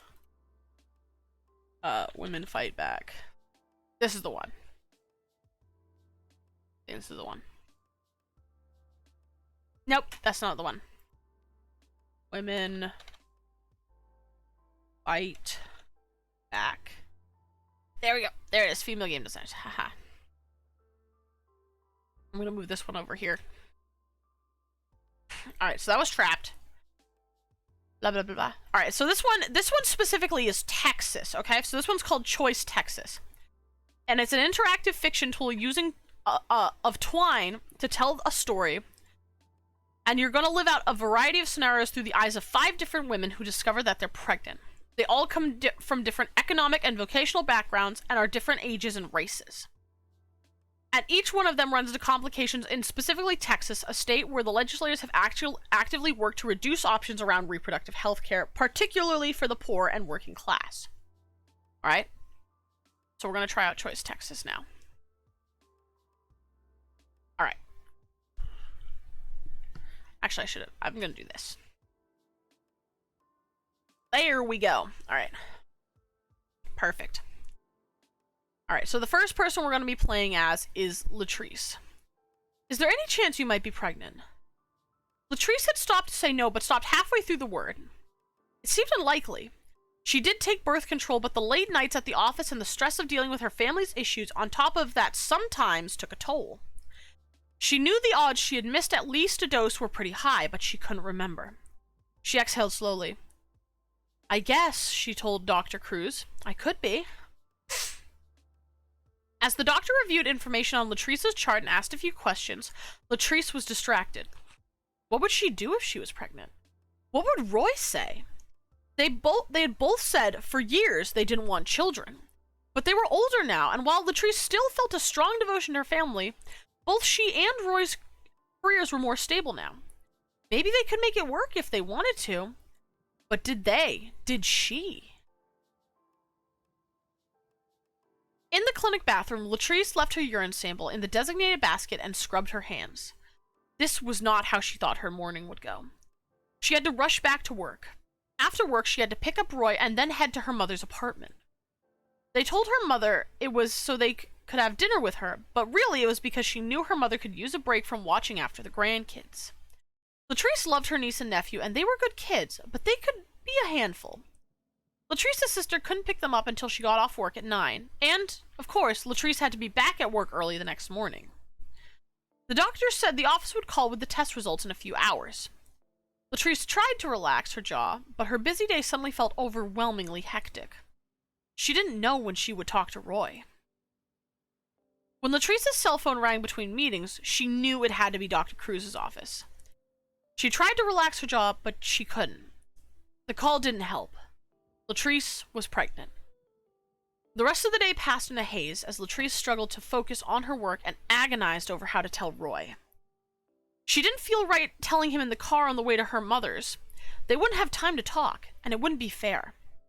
Sitting on the news didn't feel good either. But while she knew they'd both be tired if she waited until they got home, at least they would have time to have a real conversation. So she decided to wait. Back at the apartment, Latrice and Roy sat side by side on the couch. Roy put his arm around Latrice's shoulder and she leaned into him. I got a new intern today, Roy said. Nice kid.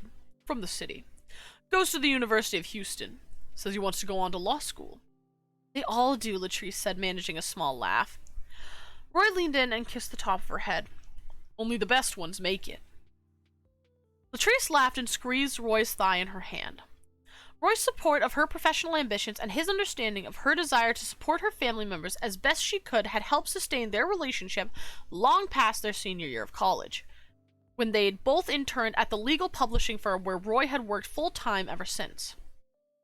While they had discussed marriage, the timing had never felt right. Latrice's brother was having a hard time, and then her sister was pregnant, and then her mom was in the hospital. You're gonna head off? Thanks. No problem! Thank you so much, Pyrus! Yeah, I'm gonna be keeping, also, for any of those of you who are sticking around, I will be keeping this donation up throughout the rest of the week. This day is just specifically focusing on the topic. So if you would like to donate later in the week, you are more than welcome to as well. I will be sending out the donation hopefully by Friday evening or Saturday. Alright, anyway. And now family members stopped asking questions after the first few years anyhow. Of course, now that she was pregnant, she wondered if she had made the right choice. She never doubted their doubted her relationship with Roy, but what if they wanted different things? What was she willing to compromise? As questions raced through her mind on the same loop that had started running that morning in the doctor's office, Latrice knew the only thing to do was to say something, and so she did. Roy, she started, I have to tell you something. He suddenly turned serious. Are you okay? Is everything okay? Your brother in trouble again? No, Steven's fine, Latrice said. He's fine. I'm fine. I'm pregnant. Roy paused significantly. She couldn't quite read his expression. What do you want to do, Latrice? Alright, guys. So I would like your opinion on this one. So are we going to tell Roy that we want to keep it? Are we going to say we don't think we want the baby, or are we just going to say we don't know? I'll post a poll really quick. What do we tell Roy? Keep it? Don't want it? I don't know. Alright. It's only gonna be a short poll, so What do we tell Roy? What are we telling him? Have we decided? And if nobody votes, then I'll just make the decision. So while you do that, I'm gonna eat some more mac and cheese, because I'm hungry.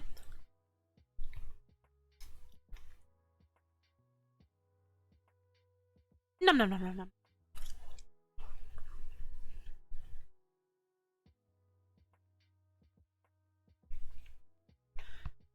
Oh, I should turn the volume back up now that we have now that we've stopped playing that other game. That game had loud music.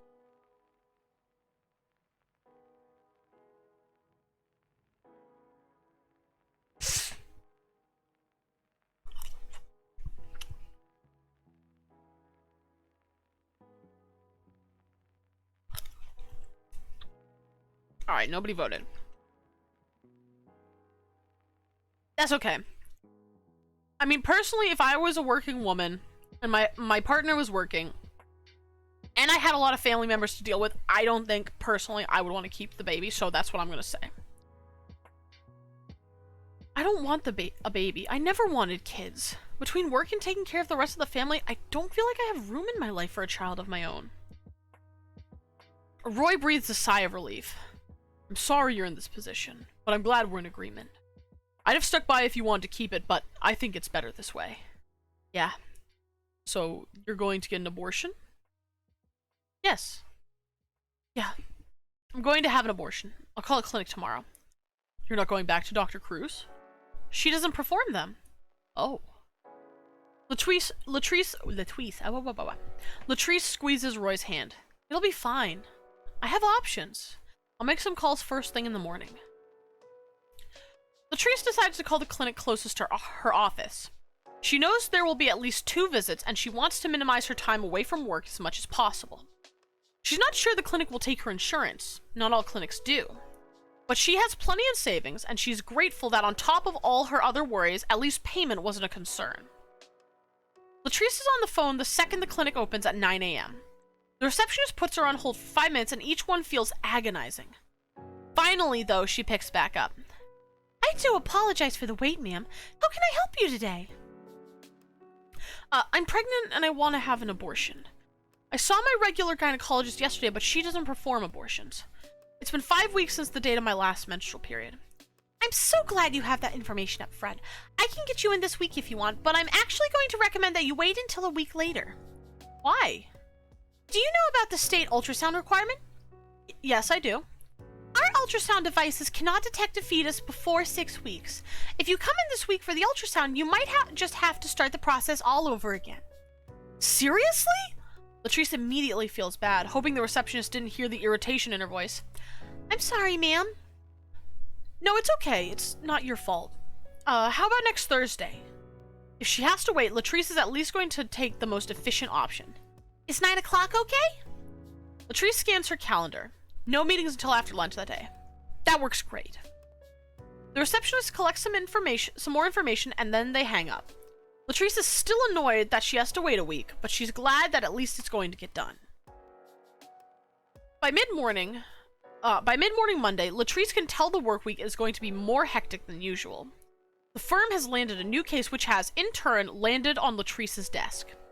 She knows the high level of responsibilities, a vote of confidence in her abilities, and seeing her efforts to climb the firm's ladder is paying off is gratifying.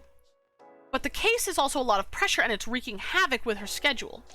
Trying to keep Thursday afternoon clear is becoming increasingly difficult. And when one of the firm's clients demands a meeting with their entire legal team, Latrice finds herself in a difficult position. Refusing to attend the meeting without giving a reason isn't an option. She doesn't want anyone at work to know she can't handle her increasing caseload. Maybe she could try to reschedule her appointment.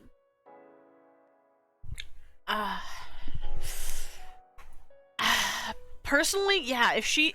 Because, like, I mean, just knowing how Texas can be. If she tells her work, if they press her on it, she might get into more trouble. So I would just try to reschedule.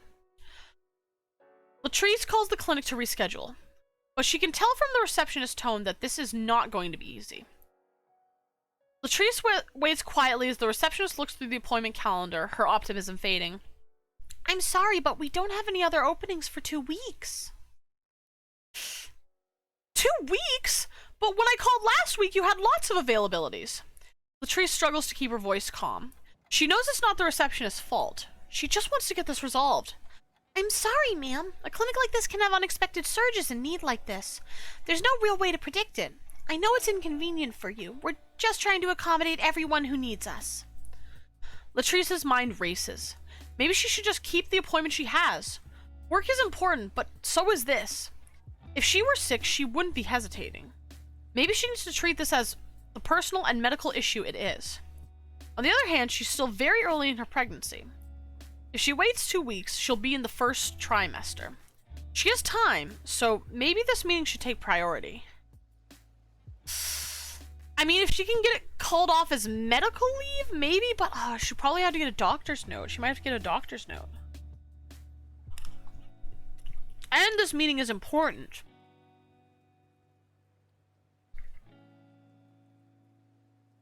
For 2 weeks, so that would be 7 weeks. Total. She would be 7 weeks total pregnant by the time she can get to an appointment.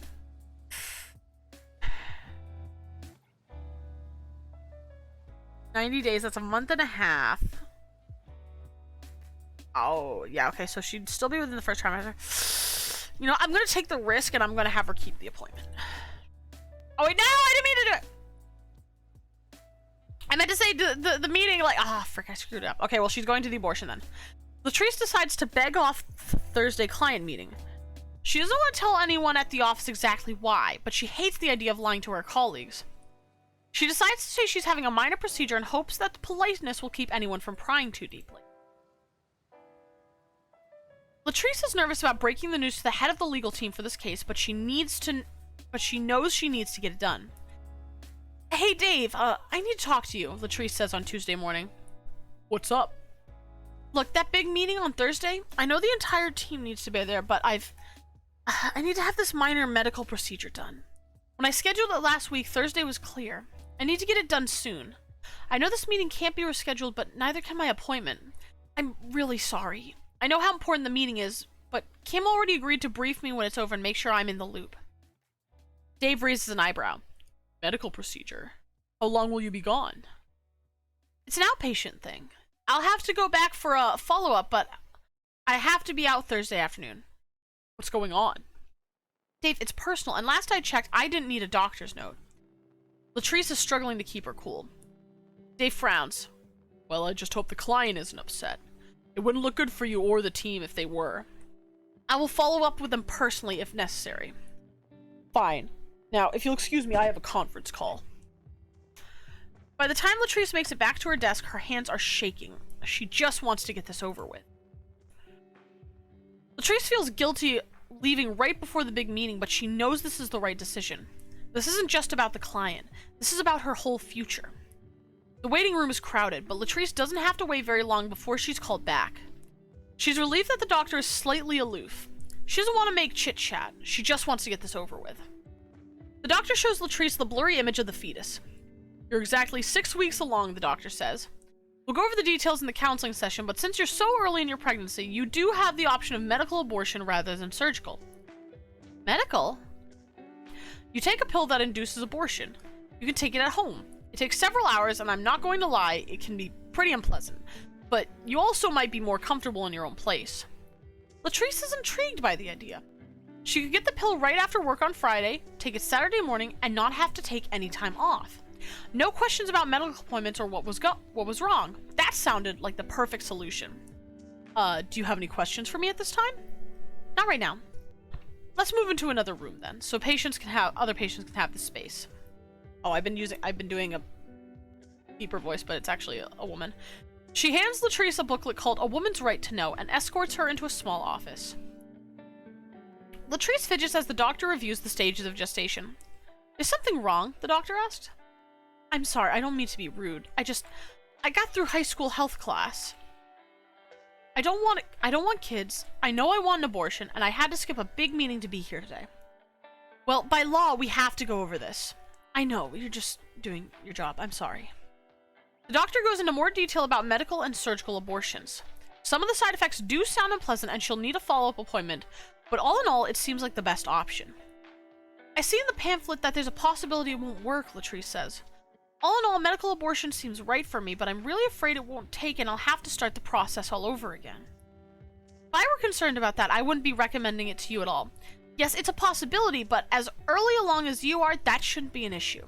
You'd have to act this week or next week, though. I was planning on it.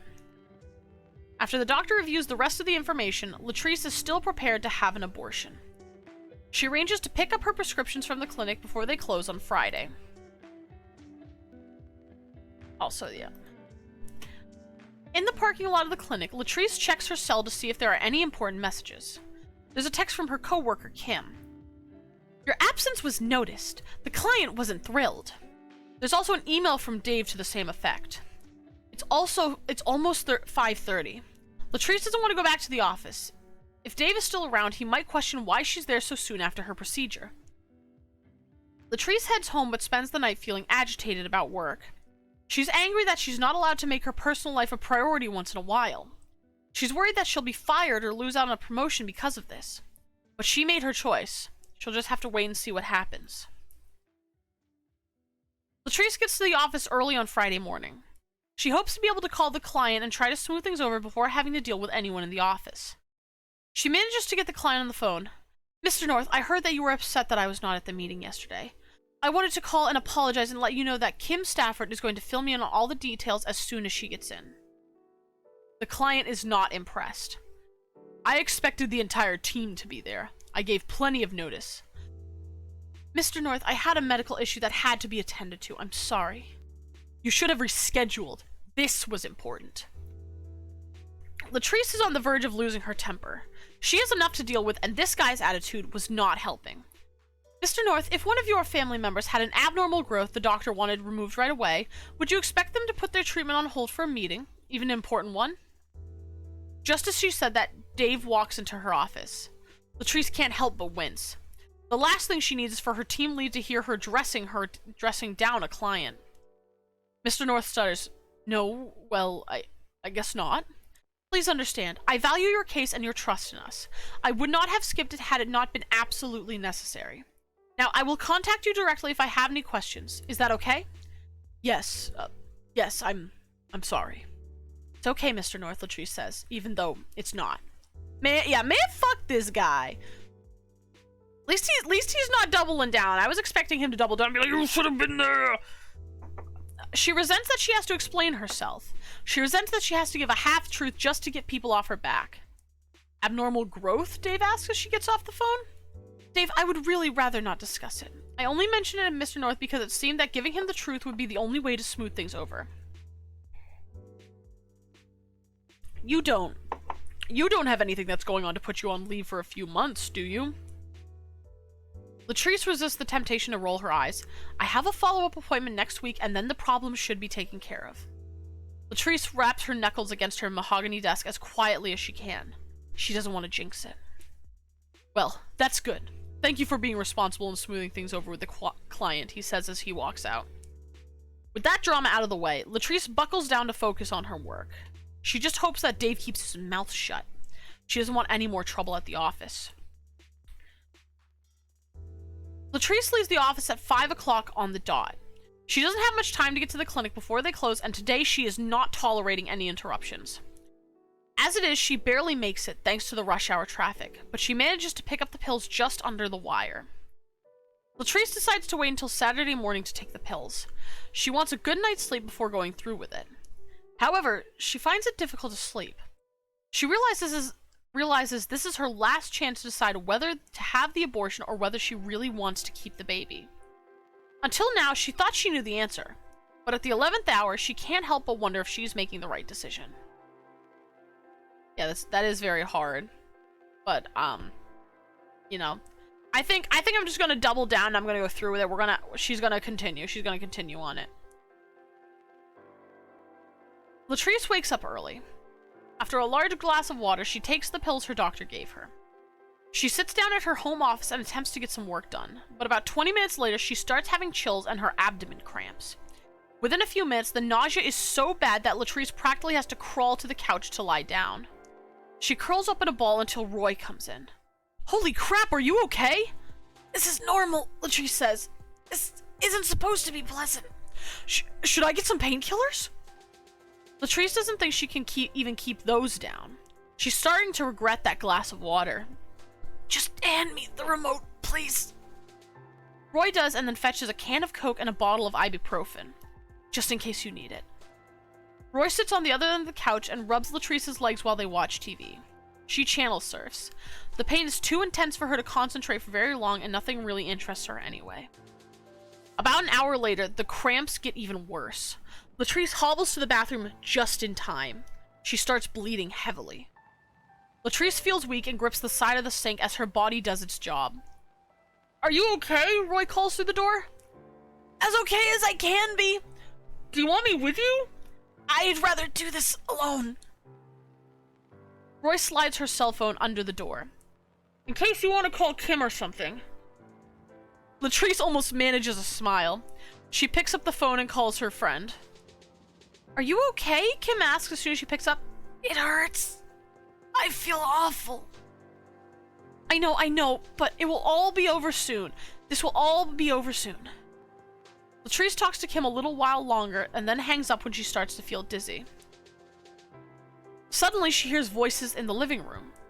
Sandra is talking to Roy in an elevated tone and the kids are running around. Latrice is starting to feel better. She's still bleeding, but the worst of it seems to be over. She puts on a menstrual pad and then splashes some cold water on her face before going to see what the fuss is about. Sandra looks startled when Latrice walks in. I guess Roy was right? About what? I had something come up with work and wanted y'all to take the kids for the night. Roy said it wasn't a good time because you're sick. I'm sorry, Sandra. I know you need help, but I just feel awful. It's okay. I'll take them to Mom's place. Can I use your bathroom before I head out, though? I really need to pee. No problem, Latrice says, sitting on the couch and flipping the television back on. Sandra hurries into the bathroom. Roy brings Latrice a fresh can of soda and she tries to relax. When Sandra returns, her hands are shaking. She's holding 2 pill bottles in her hand. What are these? Sandra asks. Latrice swallows hard. I really don't feel well. What are these? Latrice looks up at Roy. He looks about as stuck as she feels. Come on, kids, let's go play on the computer, he says, guiding them out of the room. Answer me, Latrice, Sandra says as soon as the kids are gone. Don't you have an emergency at work? It appears I have a bigger emergency at home. I don't want to talk about this right now. You know I was studying to be a pharmacy tech before I got pregnant. I know what these do. Well, if you know, we don't need to talk about it. I can't believe you do this, Sandra! Sandra snaps. I can't believe you'd actually have an abortion. I'm sorry. I know that my decision conflicts with your values. I know that you're upset with me. But I didn't make this decision lightly. I gave it a lot of thought. I really tried to consider being a mother, and I just couldn't do it. You could have, Sandra snaps. I'm not you, Sandra. I love your kids, and I'm glad that being a mother makes you happy. But it's not the life for me. I hope that someday you can both forgive me, even if you don't understand why I did what I did. Latrice's head is starting to swim. She wants to lie down and curl up in a ball. Roy comes in. Sandra, I know you're upset, but I'm going to have to ask you to leave. I know you're both upset, but now is not the time to be having this conversation, he says. You can work it out in a few days after Latrice has had time to recover. Sandra glares at both of them. Kids, come on! We're going to Grandma's house! Hurry up! The kids come charging into the room. Sandra doesn't say goodbye. For the next 2 weeks, Sandra refuses to take Latrice's calls. It also appears that Sandra has told their mother because whatever Latrice calls to check in, their conversations are brief, terse, and tense. Latrice toys with the idea of broaching the issue, but doesn't want to get into another fight. Latrice hates that it has come to this. Her family has always been close. This kind of treatment is alien and distressing. Far more uncomfortable than the abortion and much more difficult to recover from. Even when she has her follow-up appointment and confirms that the medical abortion worked and that she is definitely no longer pregnant, Latrice is so distressed by her family's treatment that she barely registers a sense of relief. The next Friday, Latrice comes out of a late meeting. She has a little more work to catch up on, but she thinks she'll be out by 8. As soon as she gets back to her office, she sees a text from Roy. Been calling, can't reach you. Call as soon as you get this. The message is about half an hour old and there are a dozen missed calls. Latrice hurries to call him back. What's wrong? I got a text from your sister about an hour ago. Apparently your mom went to the hospital this morning. Latrice is terrified and infuriated. Terrified for her mother's health and infuriated that she's been in the hospital for several hours. And the most Sandra thought she deserves was a text sent to Roy. She knows she upset the family, but she doesn't deserve this kind of punishment. Latrice hurries to pick up Roy and they speed to the hospital. She can barely stand to wait at the reception desk or on the slow elevator that takes them to the 4th floor. Sandra is sitting in the waiting room. The kids are distracted by their PSPs. What's going on? Latrice demands. Why the hell didn't you call me? Sandra looks up. I didn't think you cared so much about family. Latrice's anger flares even more. How could you say that? Roy places a hand on Latrice's shoulder. Maybe we should go find a nurse and then get some dinner downstairs while we wait. Latrice, though, is in no mood for rationality. She can't believe her own sister would treat her this way. But before she can let loose, the doctor walks in. Latrice, I'm glad you made it, the doctor says. I know how involved you are in your mother's care. I'm relieved that Sandra could reach you. Latrice was just the temptation to shoot her sister a dirty look. I just got here. What happened? Your mother had a mild heart attack. I know that you've been doing a great job helping her out and keeping her on track with her diabetes. But sometimes blood pressure issues creep up anyway. The good news is that we were able to treat her in time. We'll want to keep her here for a few days, but she should be able to go home no later than Monday. Latrice's heart sinks. She wonders if this was all her fault. If she hadn't had the abortion, there wouldn't have been that fight. Latrice is brought back to reality by the doctor asking if she'd like to see her mother. You and Sandra go, he said. He says. I'll watch the kids out here. The last thing Latrice wants to do is talk to her mother and sister at the same time, but she's not going to turn down the chance to see her mom. She follows Sandra and the doctor into her mother's room. Sandra rushes to their mother's side. Latrice hangs out near the foot of the bed. She's not entirely sure her mother wants to see her. Hi, girls. Her mother's voice is faint. Hi, Mom, Latrice says, trying not to cry. She hates seeing her mother looking so tired and weak. Latrice, honey, why are you hanging back like that? Come sit next to your mother. Latrice sits opposite of Sandra. I wasn't sure you'd want to see me. I thought you were mad at me. Honey, you're still my baby and I love you. I don't agree with what you did, but hell, today, I got a reminder of how short life can be. I don't want us to be mad at each other for however long I have left. You did what you did. That doesn't change the fact that we're family. Their mother turns to Sandra. I mean it. I don't want you freezing your sister out anymore. Your family, family forgives. Yes, Mom. Their mother begins to cough and Latrice hurries to get some water. They chat a little longer before the doctor enters. Visiting hours are ending for the night. And come back in the morning. Outside in the waiting room, Latrice and Sandra share a tentative hug. Latrice knows it will be a while before things are back to normal. And that's the end of her story. Now, it took a lot longer than I expected to read these stories. I was almost... It's 8 o'clock already. And personally, I am still looking to end towards 9 o'clock. So, I don't really want to do another story because it'll probably take another at least half an hour based on how long that one went. As well as the fact that I am just not feeling well overall. So I think I'm going to read at least one story from Rain. So be warned, this is going to be a really rough story. These are all rough stories. These are about sexual assault survivors. So, if that bothers you, you should head out right now. And if you are interested at all in this, in the games I played tonight and you want to try them out for yourself, definitely check out this. The article is on theguardian.com and it's called "The Female Game Designers Fighting Back on Abortion Rights." Thank you, Goblin. I really appreciate that. definitely, like, if it's hard for you, it's hard for me too. So don't think I'm not feeling in some type of way about this. So let's see. We've got a couple. I want to read at least one. Depending on how short it is, maybe we can get through two. So let's start here with Kelly's. All right, let's see. Okay, this one's pretty short, so we could probably get through at least another story, maybe two. So we're gonna start with this one. Before we start, let's learn about Kelly a little bit. She's described as ambitious, tenacious, comfortable with herself, and smart and capable. To survivors or anybody else here is considering disclosing, I would just find supportive people if you're going to come forward who can really help you, whether that's a support group, a therapist, a coach, or anything to build up your support system, because it's such an isolating experience. Kelly Wallace is a member of RAIN's Speaker Bureau, a co-host of the upcoming podcast Voices of Survivors, and a survivor of incest. Kelly first disclosed the abuse when she was 8 years old. She told her mom what was happening between her and her grandfather. Her mom reacted in a way that was supportive by telling her that she believed her and that she had sensed something might be up.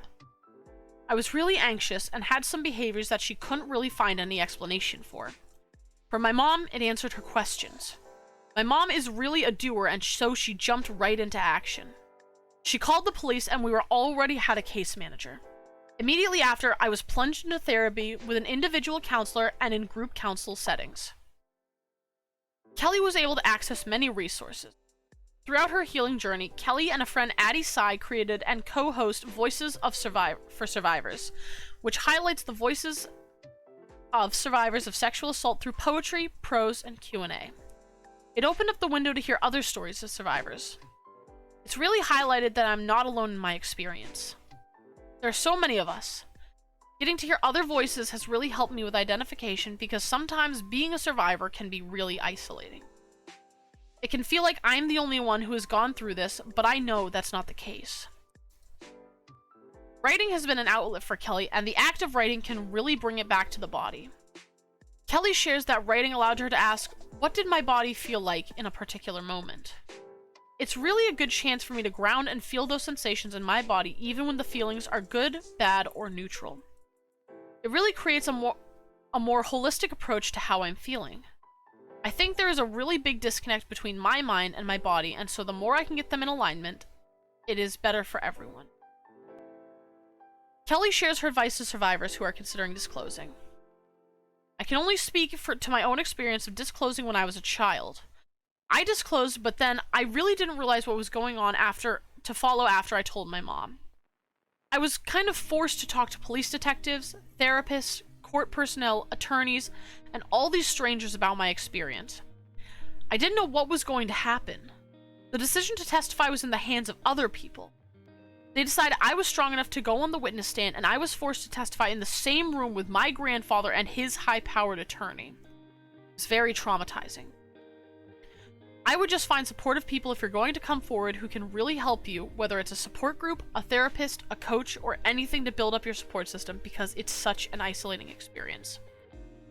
For Kelly, she notes that she has a lot of privilege and access to resources that many people may have not. She shares how therapy has been helpful. As an adult, I still continue that today. It's been a valuable resource to have someone to talk to outside my family and my social circle. I've also had a lot of support from people in 12-step recovery programs because I identify as an alcoholic. Kelly has been able to get a lot of support from the program. She also got support from a program called the Healing Retreat, which was shared through a RAIN newsletter. It's a retreat for survivors in the mountains of Utah and in Georgia. It's a 4-day retreat for female survivors. There are classes on nutrition, sleep, and the mind and body connection. Kelly says that meeting other survivors was helpful for me to feel less isolated. Oh no, my website. No, go back. Uh-oh. Well. You gonna tell me why are we doing this?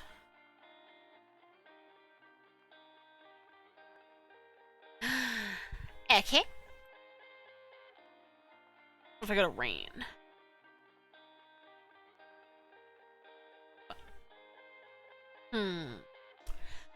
Well,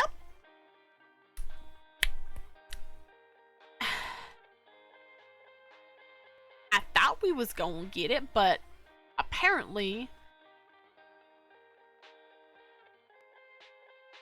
there is not a typo. Well, we read a story.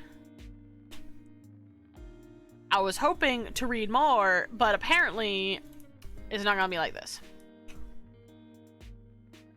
Oh, if that's the case, I guess we'll just have to start winding down a little early tonight. Which, to be honest, I think might be good, as this has been a lot of heavy talks today.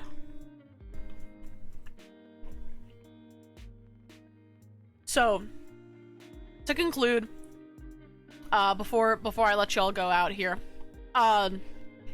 definitely if you can get to it, please try and get to your primaries. If you know of any coming up, and if you don't, check in your area. And even if you can't get to your primaries, if you can get to any sort of voting booth and vote for putting people into office who can help with this fight, definitely do so. Definitely try your best. So there's that. Also, if you want to check out the NARAL, I will definitely keep that up throughout the week. As well as, again, I'll let you know if you want to go check out their website for yourself. Go to prochoiceamerica.org. All right, Goblin.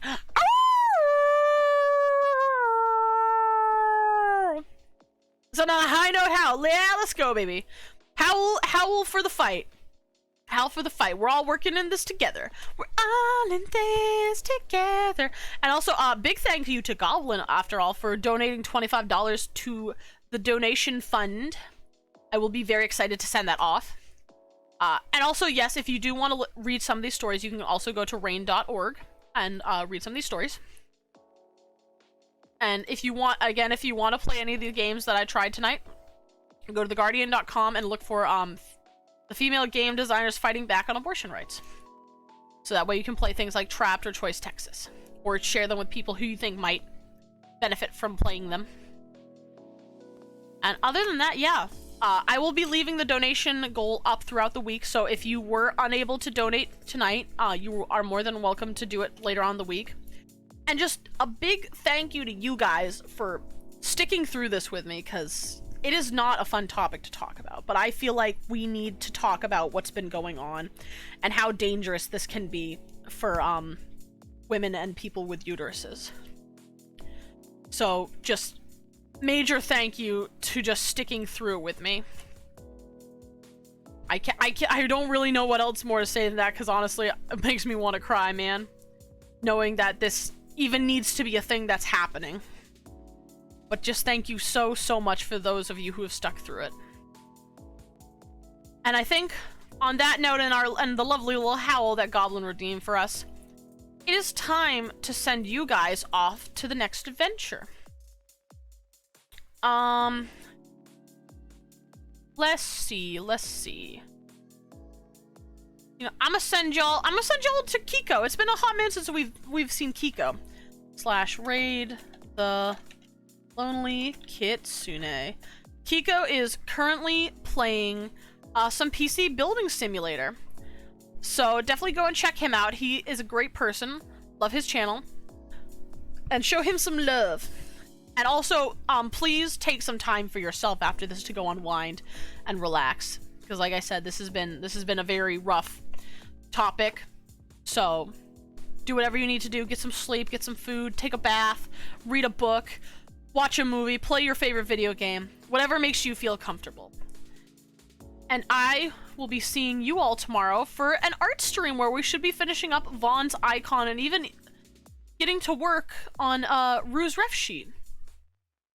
Alright, everybody. I'll see you later. Goodbye!